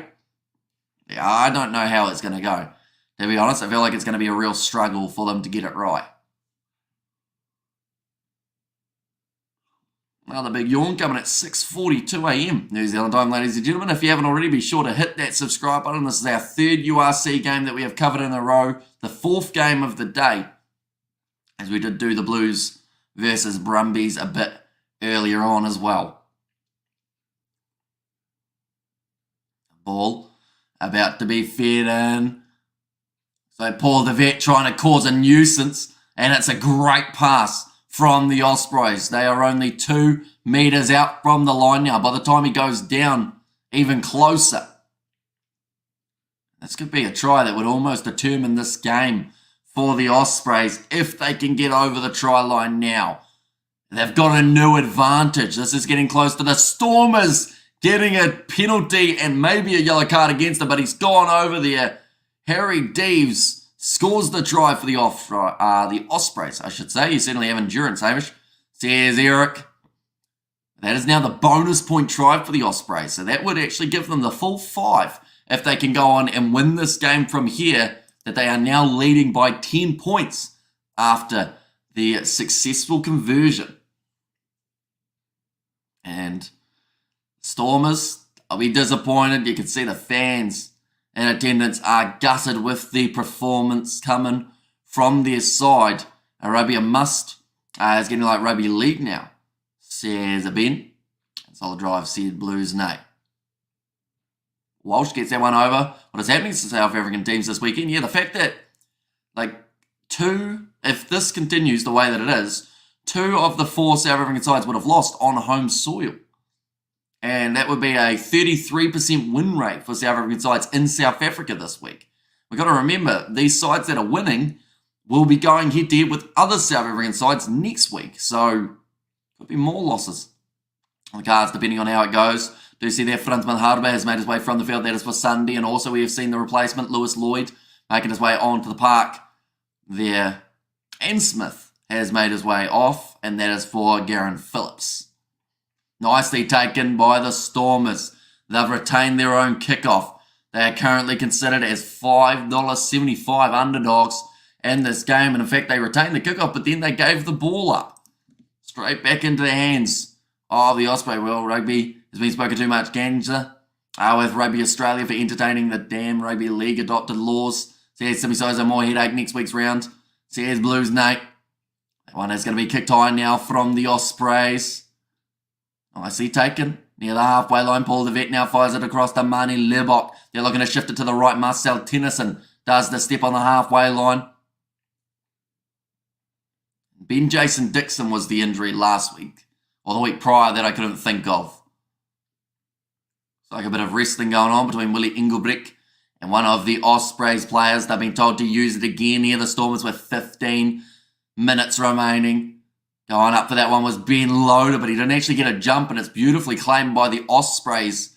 They've been a much stronger side under the high ball at times throughout this second half. It's about to become a miserable weekend for the South African teams. So there's going to be another knock on there coming from the Ospreys. Those so South African Stormers have another chance. Where can we watch the game for free live? Unfortunately, there aren't really many free options to be able to watch the URC unless you're in New Zealand. If you're in New Zealand, it is on TVNZ Plus, and we get all of the South African sides games for free here. That is the penalty, though, going the way of the Stormers.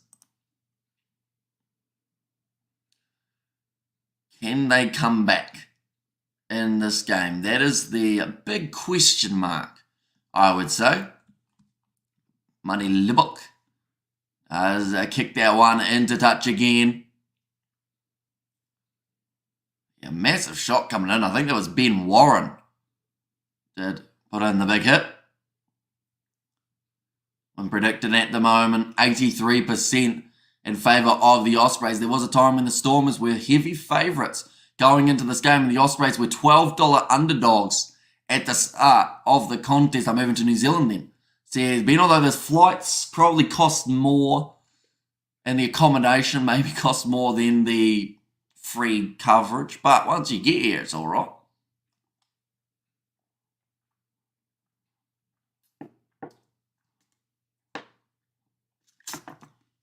Penalty goes the way of the Stormers again.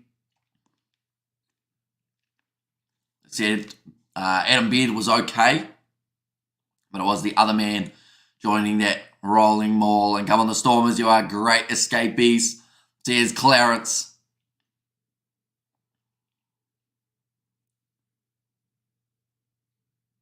So it was actually Phillips who got himself penalised. A lovely country, 5 metres out again, scud it into Benny to throw this one in for the Stormers. The last moments of this game have felt like an eternity. But that is because the Stormers are just yet to find that really good move that helps get them back into the contest. They are dragged down. Paul Devitt gets it across to Dan Duplessis, who has had a solid game so far. Now Hartzenberg goes on the outside to Watacalant, shut down, but gets the pass away now to Ben Loader, who puts the fend in. Does get wrestled around. Money Libok has to play halfback. Across to Evan Ruiz, has his ankles taken out from underneath him. Devitt on a cross again here for the Stormers. They're still putting together phase after phase here. Their chances of winning this game is a lot lower than it was at the start. Damien Valimza. And move to the nearest bakery in New Zealand. You're all set. For me to go to New Zealand is 2,500. Says Rob. I also don't blame South Africa for feeling that World Rugby is targeting them on the scrums. The unnecessary new laws already introduced. There's Timmy Souza, and the Stormers box may be burnt out. There's 1-2-3 MS, but that is going to be now the scrum feed in favour of the Ospreys. Just a big shot coming in on Tennyson, and it was knocked on by Paul Devitt afterwards. Stormers supporters, though, they have been frustrated in the stands, watching their side just I don't want to say the word crumble, but it has been a really different Stormers performance than we are used to seeing. Although the sad reality is the last few games from the Stormers have been pretty similar to this one. Marty Libok, he's hanging on to the ball at the moment, but I believe it is a scrum feed for the Ospreys. It's just around the corner. So 11 minutes remaining. They are going to be inside of their 22, 1-2-3 MS. Can't tell my boss I'm burnt out, says Clarence. And also we have good there. Ospreys did their homework. Says Ben Kennedy, helmet out of 4-man front row. Says Eric. Be interesting, wouldn't it? Imagine a big, what's the world record for the biggest scrum? You know, like, stick about 7 props on each side. The whole heap of flankers in the middle. I wonder if anyone's tried that to try and set a record for the largest rugby union scrum. Like, not during a game, but just in, like, a training. Ospreys did their homework, says Ben. Probably not safe to have a more than 8-man scrum, theoretically. A lot of players would hit their face on the ground, I would think. And come on, the Ospreys, says Lee Lewis. They are only 11 minutes away from closing out what would be a very impressive win over the Stormers in South Africa. Something that just adds that little bit more prestige to the match for the Ospreys, but they have just looked like the better side. They'd be disappointed. Logan Frassi ideas, says Ben Kennedy there. All about to be fed in by the Ospreys. We did try a 3-man second row in the 80s. Clarence, what else is a reason? Says 1 to VMS. And anyway, the Edinburgh vs Scarlets game is not available here in Ireland. If I did want to watch it, I'd have to look on a sports site. Says Richard. Now, ball has been fed in. This is actually the Stormers feed here. They have got themselves the penalty advantage. Evan Ruiz goes off the back. The ball is loose. It's picked up by Paul de Vet. Stormers currently in a retreating type of position, but now they will go back. Go Stormers, kick some butt. Says Johan there. Time's starting to run a little bit low, but the thing is, a try here for the Stormers gets them well and truly back into the game.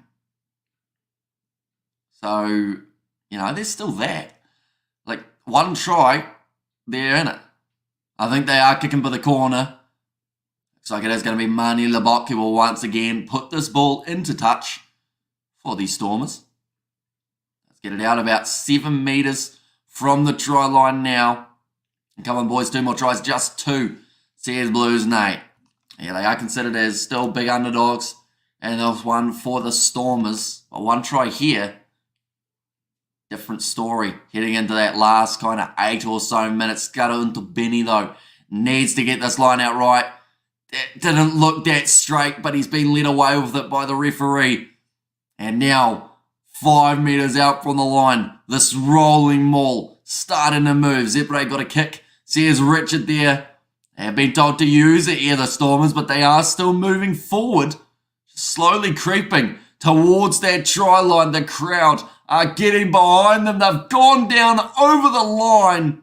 Or rather, they know they're short by half an inch. I believe they have got the penalty advantage now, though. And this might be close to a yellow card for the Ospreys. We need to front up with those powerful South African teams. And see games out, says Lee Lewis. Yeah, see, this game at the moment, it feels like the momentum is back in the favour of the Stormers, even though the Ospreys, like, they have scored the most recent try. Just feels like there's something coming just around the corner for the Stormers side. Currently, they do not have the penalty advantage, I don't believe. Is League bigger than Union in New Zealand? Why is Union losing popularity and why is League growing? I think it's just a little bit to do with the amount of stoppages they're having in the game of rugby union, and also the refereeing and TMO involvement has turned a lot of people off of rugby union. Ball is still going to be there now. Oh, it's stolen by the Ospreys. That is a massive turnover from Hugh Sutton. I think they're asking for the penalty there, the Stormers, but they don't receive it. The time is now for the Stormers. 9 minutes, Stormers, come on. It's going to go back across 5 metres from their line at the moment. They're still surviving at the moment. No domination of our tight 5, says Clarence. Now kick towards the touchline there from Morgan Williams, who they have decided to keep out on the field for a majority of this half. They've still got the option off the bench, but I don't know whether or not they'll be going to Luke Davis at this stage. I feel like they know that Morgan Williams is one of the keys. Any chance Chislin Colby returns to the Stormers? It was rumoured at one point that he was going to be coming back, but I think that something broke down and he decided that he actually didn't want to go play for the Stormers again. And 3-man second row gave your loose head a better support. Another flanker did his job on his tight head. And 8 picked his place, either right or left for Kansas Stella. And not salaries in the league. It could be a little bit to do with the amount of money that is being thrown around in the league. Jessel's wife won't let him. Says Zender. And there is an Ireland versus Wales Rugby League game on Saturday next week. So that's one of the 8 I'm going to be watching. Interesting. Might have to give it a look. It'll be thrown in by Scudder into Benny. It's overthrown. It's knocked on by the Ospreys. Basketball and soccer becoming bigger than rugby in the North Island, South Island, mostly rugby and cricket. Says Blues Nate there. But there's still 7 minutes left. Well, the Stormers are going to make this go down to the wire, aren't they? They're going to score in like the 75th minute just to keep us on our toes. And just not really know what the outcome of this game is going to be. I still feel like they haven't done enough, though, throughout the second half to be able to pull off the win, but that doesn't mean that they can't throughout the last 5 or the last 7. At the moment, what rugby competition doesn't show in New Zealand, they don't show the top 14. They didn't show the Challenge Cup up until the playoff games. They don't really show a lot of the Japanese League One. It's probably about it that they don't show here in New Zealand. And the NRC as well, who has possession. It is the Stormers at the moment who have kicked this one towards the corner, who will be 5 metres out from the line. Rugby League does well because they don't have the big strong players needed in rugby. Says Zema. And also over there, thanks Blues for the explanation. Says 1, 2, 3 MS. Got into Benny now. Going to be throwing this one. Basketball makes no sense. How does it not make sense? You just bounce the ball and you chuck it in a hoop. Get points for it. Taken by Evan Bruce at the back. There's a bottle on the field at the moment. That is in the in-goal area around the side. Ruben van Geeren has a bit of a run. Damien Willems are playing years. He did come off the bench, so he's still relatively fresh in this contest. Now, big run forward from Blosa. They're up to 74.5 minutes. I mentioned that I thought that the Stormers would score in the 75th to try and make it a little bit more interesting. Question, why is all South African games free? Watching New Zealand, says Bullet. That is a great question. It is because they were originally on Spark Sport, but I believe TVNZ Plus picked up the licensing. But yeah, it's a bit weird that we have the games, but like we'll take it every day of the week. Damien Willems, oh no, I read that one, didn't I? Just joined now. A lot surprised to see the Ospreys winning. Says Venster, and Stormers better score now. And basketball is big men scared of real contact. Says Zema. But like basketball, you still got to give like the players credit in terms of the fact that they are able to shoot from anywhere on that court, get close to getting the ball in. Anywhere inside of their half, they normally swish it straight through, nothing but net. But what is happening in the game right now? We're waiting for the Stormers to stop huddling, waiting for their line out, which will be 20 metres out from the line. But yeah, we've had a few stoppages throughout this last few moments. I think that is also a bit of time wasting coming from the Ospreys. Now going to the short side, Paul de Vet, 10 metres out, and he's wrestled into touch, just runs out of room. And the Stormers are now $26 underdogs, ladies and gentlemen. That is not good for them, that is for sure. Your timing makes no sense. Says a Blues note. How much time left? Still another, I believe we're down to 4.5 minutes now left on the clock. The Ospreys, they will work on winning this line out and then just look to boot this ball into touch. In fact, they win the penalty for themselves. And basketball is great. Amazed at players taller than the hoop. Says Ben Kennedy. It's going to be a high tackle against Andre Smith, who up until this point has had such a fantastic showing. And cheap prices, South African teams are on discount, and that's why maybe they hope South African teams come back to Super Rugby and great another defeat for the Stormers. Says Ruben. And there as well. In fact, that was a high tackle from Bluse rather than Andre Smith. But harsh to blame him for that one. Seeing as he was nowhere near, that's going to be... Hang on, time off. What's happened here? It's a sub being made here for the Ospreys. Still 3 minutes left. If the Stormers are going to find any way of coming back into this game, they need to do it right now. Stormers are bad. Says Victor. See there that Morgan Williams has been taken off the field. He's probably close to man of the match. They're stolen by the Stormers. And now Scudder into Benny. Going back across to Hudsonberg. Wrestled down the Ospreys. They may even get to a point here where if it helps them win this game, they may look to cynically infringe to slow down the Stormers' attack. Now, I don't think they'll do it just yet, but I think when we get down to the last 2 minutes or so, I wouldn't be surprised if the Ospreys start trying to really slow down their breakdown, although that is another knock on from Dan Duplessis. Now beautiful passing out the back line, chipped in behind for the Ospreys. That ball stays in the field of play, picked up by Damien Valimza. Now it's more of the question of can the Stormers get themselves to a losing bonus point?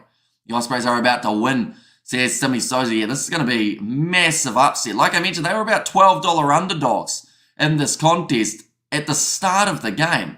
This game is over. Ospreys well deserved. Yeah, brilliant performance from this Ospreys team. Ball is still there. Azens low, I am Afrikaans, says Zimmer. Mani Libok goes across to Evan Roos. Good morning. The Jacks are winning.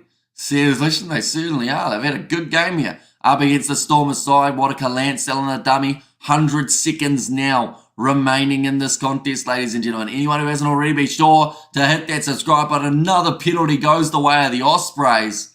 Looks like they need a little bit of cramp cover or a little bit of cramp help there for one of their players. What's going on, buddy? This isn't you. We're the nice guy. Says Blues and Nate. That will be the last play, I believe, of this game. Once the Ospreys boot it into touch, unless they take the 3. Looks like they've got a whole heap of players with cramp, though. Currently 1 minute 15 remaining on the clock. They might as well kick for the corner, try and increase that points differential while they're at it.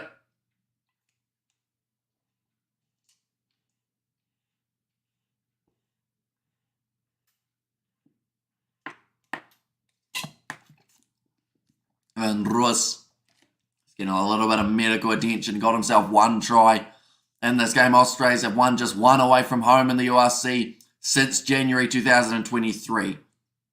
They don't often pick up wins up against South African sides in South Africa.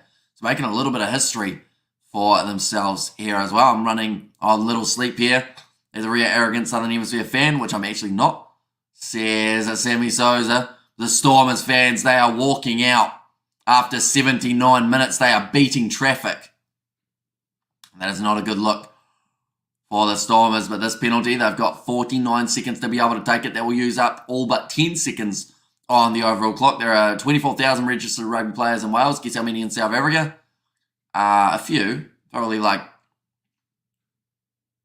280,000. I don't know. That's just a random guess. All I wanted is for the Lions to stay in the top 8 for more than a couple of hours. Well done, Ospreys, the banana skin of the competition. Says Venster.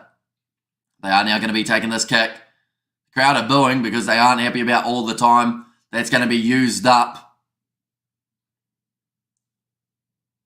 Now, lining up this kick. Thanks for the commentary. Says, no worries at all. We are going to be back next week. The kick has gone over. So now Ospreys will be sitting 27 points to 14, ahead by 13. The Stormers can still get a bonus point here for being within 7, but they will be kicking this ball off to the Ospreys, who will be looking to just put this ball straight into touch when they get that opportunity. Somebody predicted the Ospreys must not be underestimated. At the end of the day, that prediction was true. Says Alfred's going to be kicked off short, nicely claimed by the Stormers. So they've got one last attacking chance now, although Damien Valimza has been held up in a rolling ball scenario.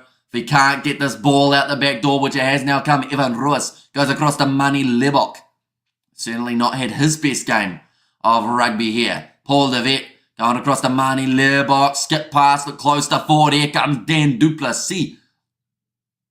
Cuts back inwards. It's going to be the new penalty advantage going the way of the Stormers. This game is not over yet, and will go on for probably a couple more minutes. The Stormers can still walk away from this game with 1 point, which I think would be a pretty big bonus with how they played throughout this game. They're going to go back now for that original penalty, 120,000 in SA. We're looking to the future, 200,000 youths. Great day for democracy, bad day for South African rugby. Connacht got another try, says Richard. It's going to be for no clear release. Not rolling away, in fact, as what it is called as. So South Africa, or at least the Stormers in this case, have got another chance of being able to put this ball into touch. They are 5 metres from the line. You can see already the Ospreys players have got massive smiles on their face. See there in the background, Justin Chipperick watching on for this contest. He will be more than happy with what he has seen from his side in this contest. But Scudder Ntabeni Now to throw this one in, nicely taken by the Stormers. Of course, the last thing the Ospreys want to do here is concede one last try. They want to keep the score with 13 points in their favour. The Stormers are not going forward at the moment. Thanks so much. Have a great and peaceful week. See, it's cool. Sorry, bro. You too.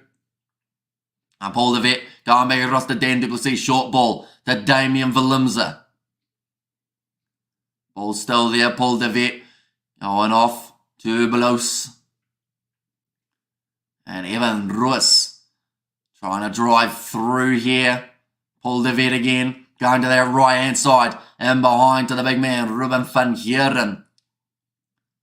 7 metres out. Paul de Vet, short side here to Warakaland. That's a deliberate knockdown.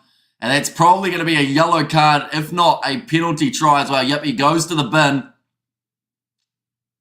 Well, I think a little bit of chat coming from Paul de Vet there. They want to check this one to see if it is going to be a penalty try. A little bit of an anticlimactic way to end this game, if that is the case. But at the end of the day, if it is a penalty try, it is a penalty try. And that would actually be better for the Stormers. And my tired Hamish is getting, Fasty speaking in the thick of his accent, is getting too cute, says Diane. Yeah, to be fair, I've been speaking very fast throughout the second half, haven't I? Right, they're checking that angle. Was there cover? Because if there wasn't, this is a penalty try. There's no cover. So that is probably going to be a penalty try to close out this game, which would give them the 7 points, which would actually give them the bonus point as well in this contest, which is better for them than it was going to be, because it means that they don't have to worry about that kick, and the end score will be 21 points to 27. Thanks for all your work, Hamish. Have a good morning. Says Gus. And there as well. And I almost forgot to like. Says cool story, bro. The try has come for the Stormers right at the end of this game. But the win for the Ospreys. Their second win away from home since the start of 2023. That's a whole year ago. I've just realised. 2023, earlier on when I heard that, I was like, oh, that's only 3 or 4 months. But now I've realised that's last year. And to trust the Stormers, then it's a win. Says Julian there. Now, next week, we, of course, are going to be looking at a few more contests taking place for these two sides. Next on the table, Leinster versus the Stormers. Two sides that lost in this round. Bulls versus Ospreys. Two sides that have had very different games. The Bulls losing that game up against Munster, whereas the Ospreys, out of all these 4 sides, right? These 4 teams, Ospreys are the only side that got a victory throughout this round, which is a crazy stat to say, really. But nonetheless, we do thank you all very much for tuning in. If you did enjoy, be sure to leave a like and subscribe to the channel. Time flies so quick. It feels like the weeks and the weekends feels like 1 or 2 days of the Kiwi Lads, 5 days in between. So quicks. And what's your Instagram handle? We have got the Kiwi Lads Instagram. Alright, we will go like this. That is the Kiwi Lads Instagram with the losing bonus point, tough luck Stormers. There's Sammy Souza and there as well. But full time in this contest, 27 points to 21. The only South African side to get themselves a victory this weekend was the Lions. Interesting stat. And in that regard, and Bulls to pump Ospreys and Stormers over Leinster next week. Says Sammy Souza. And bloody hell, how did that happen? Says Flesh, and I think that there are a lot of people asking that same question. Because, yeah, like I mentioned, $12 underdogs going into this game for the Ospreys, and they played like a side that should have been the favourites heading into it. But nonetheless, I do thank you all very much for tuning in. Next week, we have got Super Rugby as well as the URC that we are going to be covering on the channel. So if you are new, be sure to leave a like and subscribe, and I will see you all for the next one.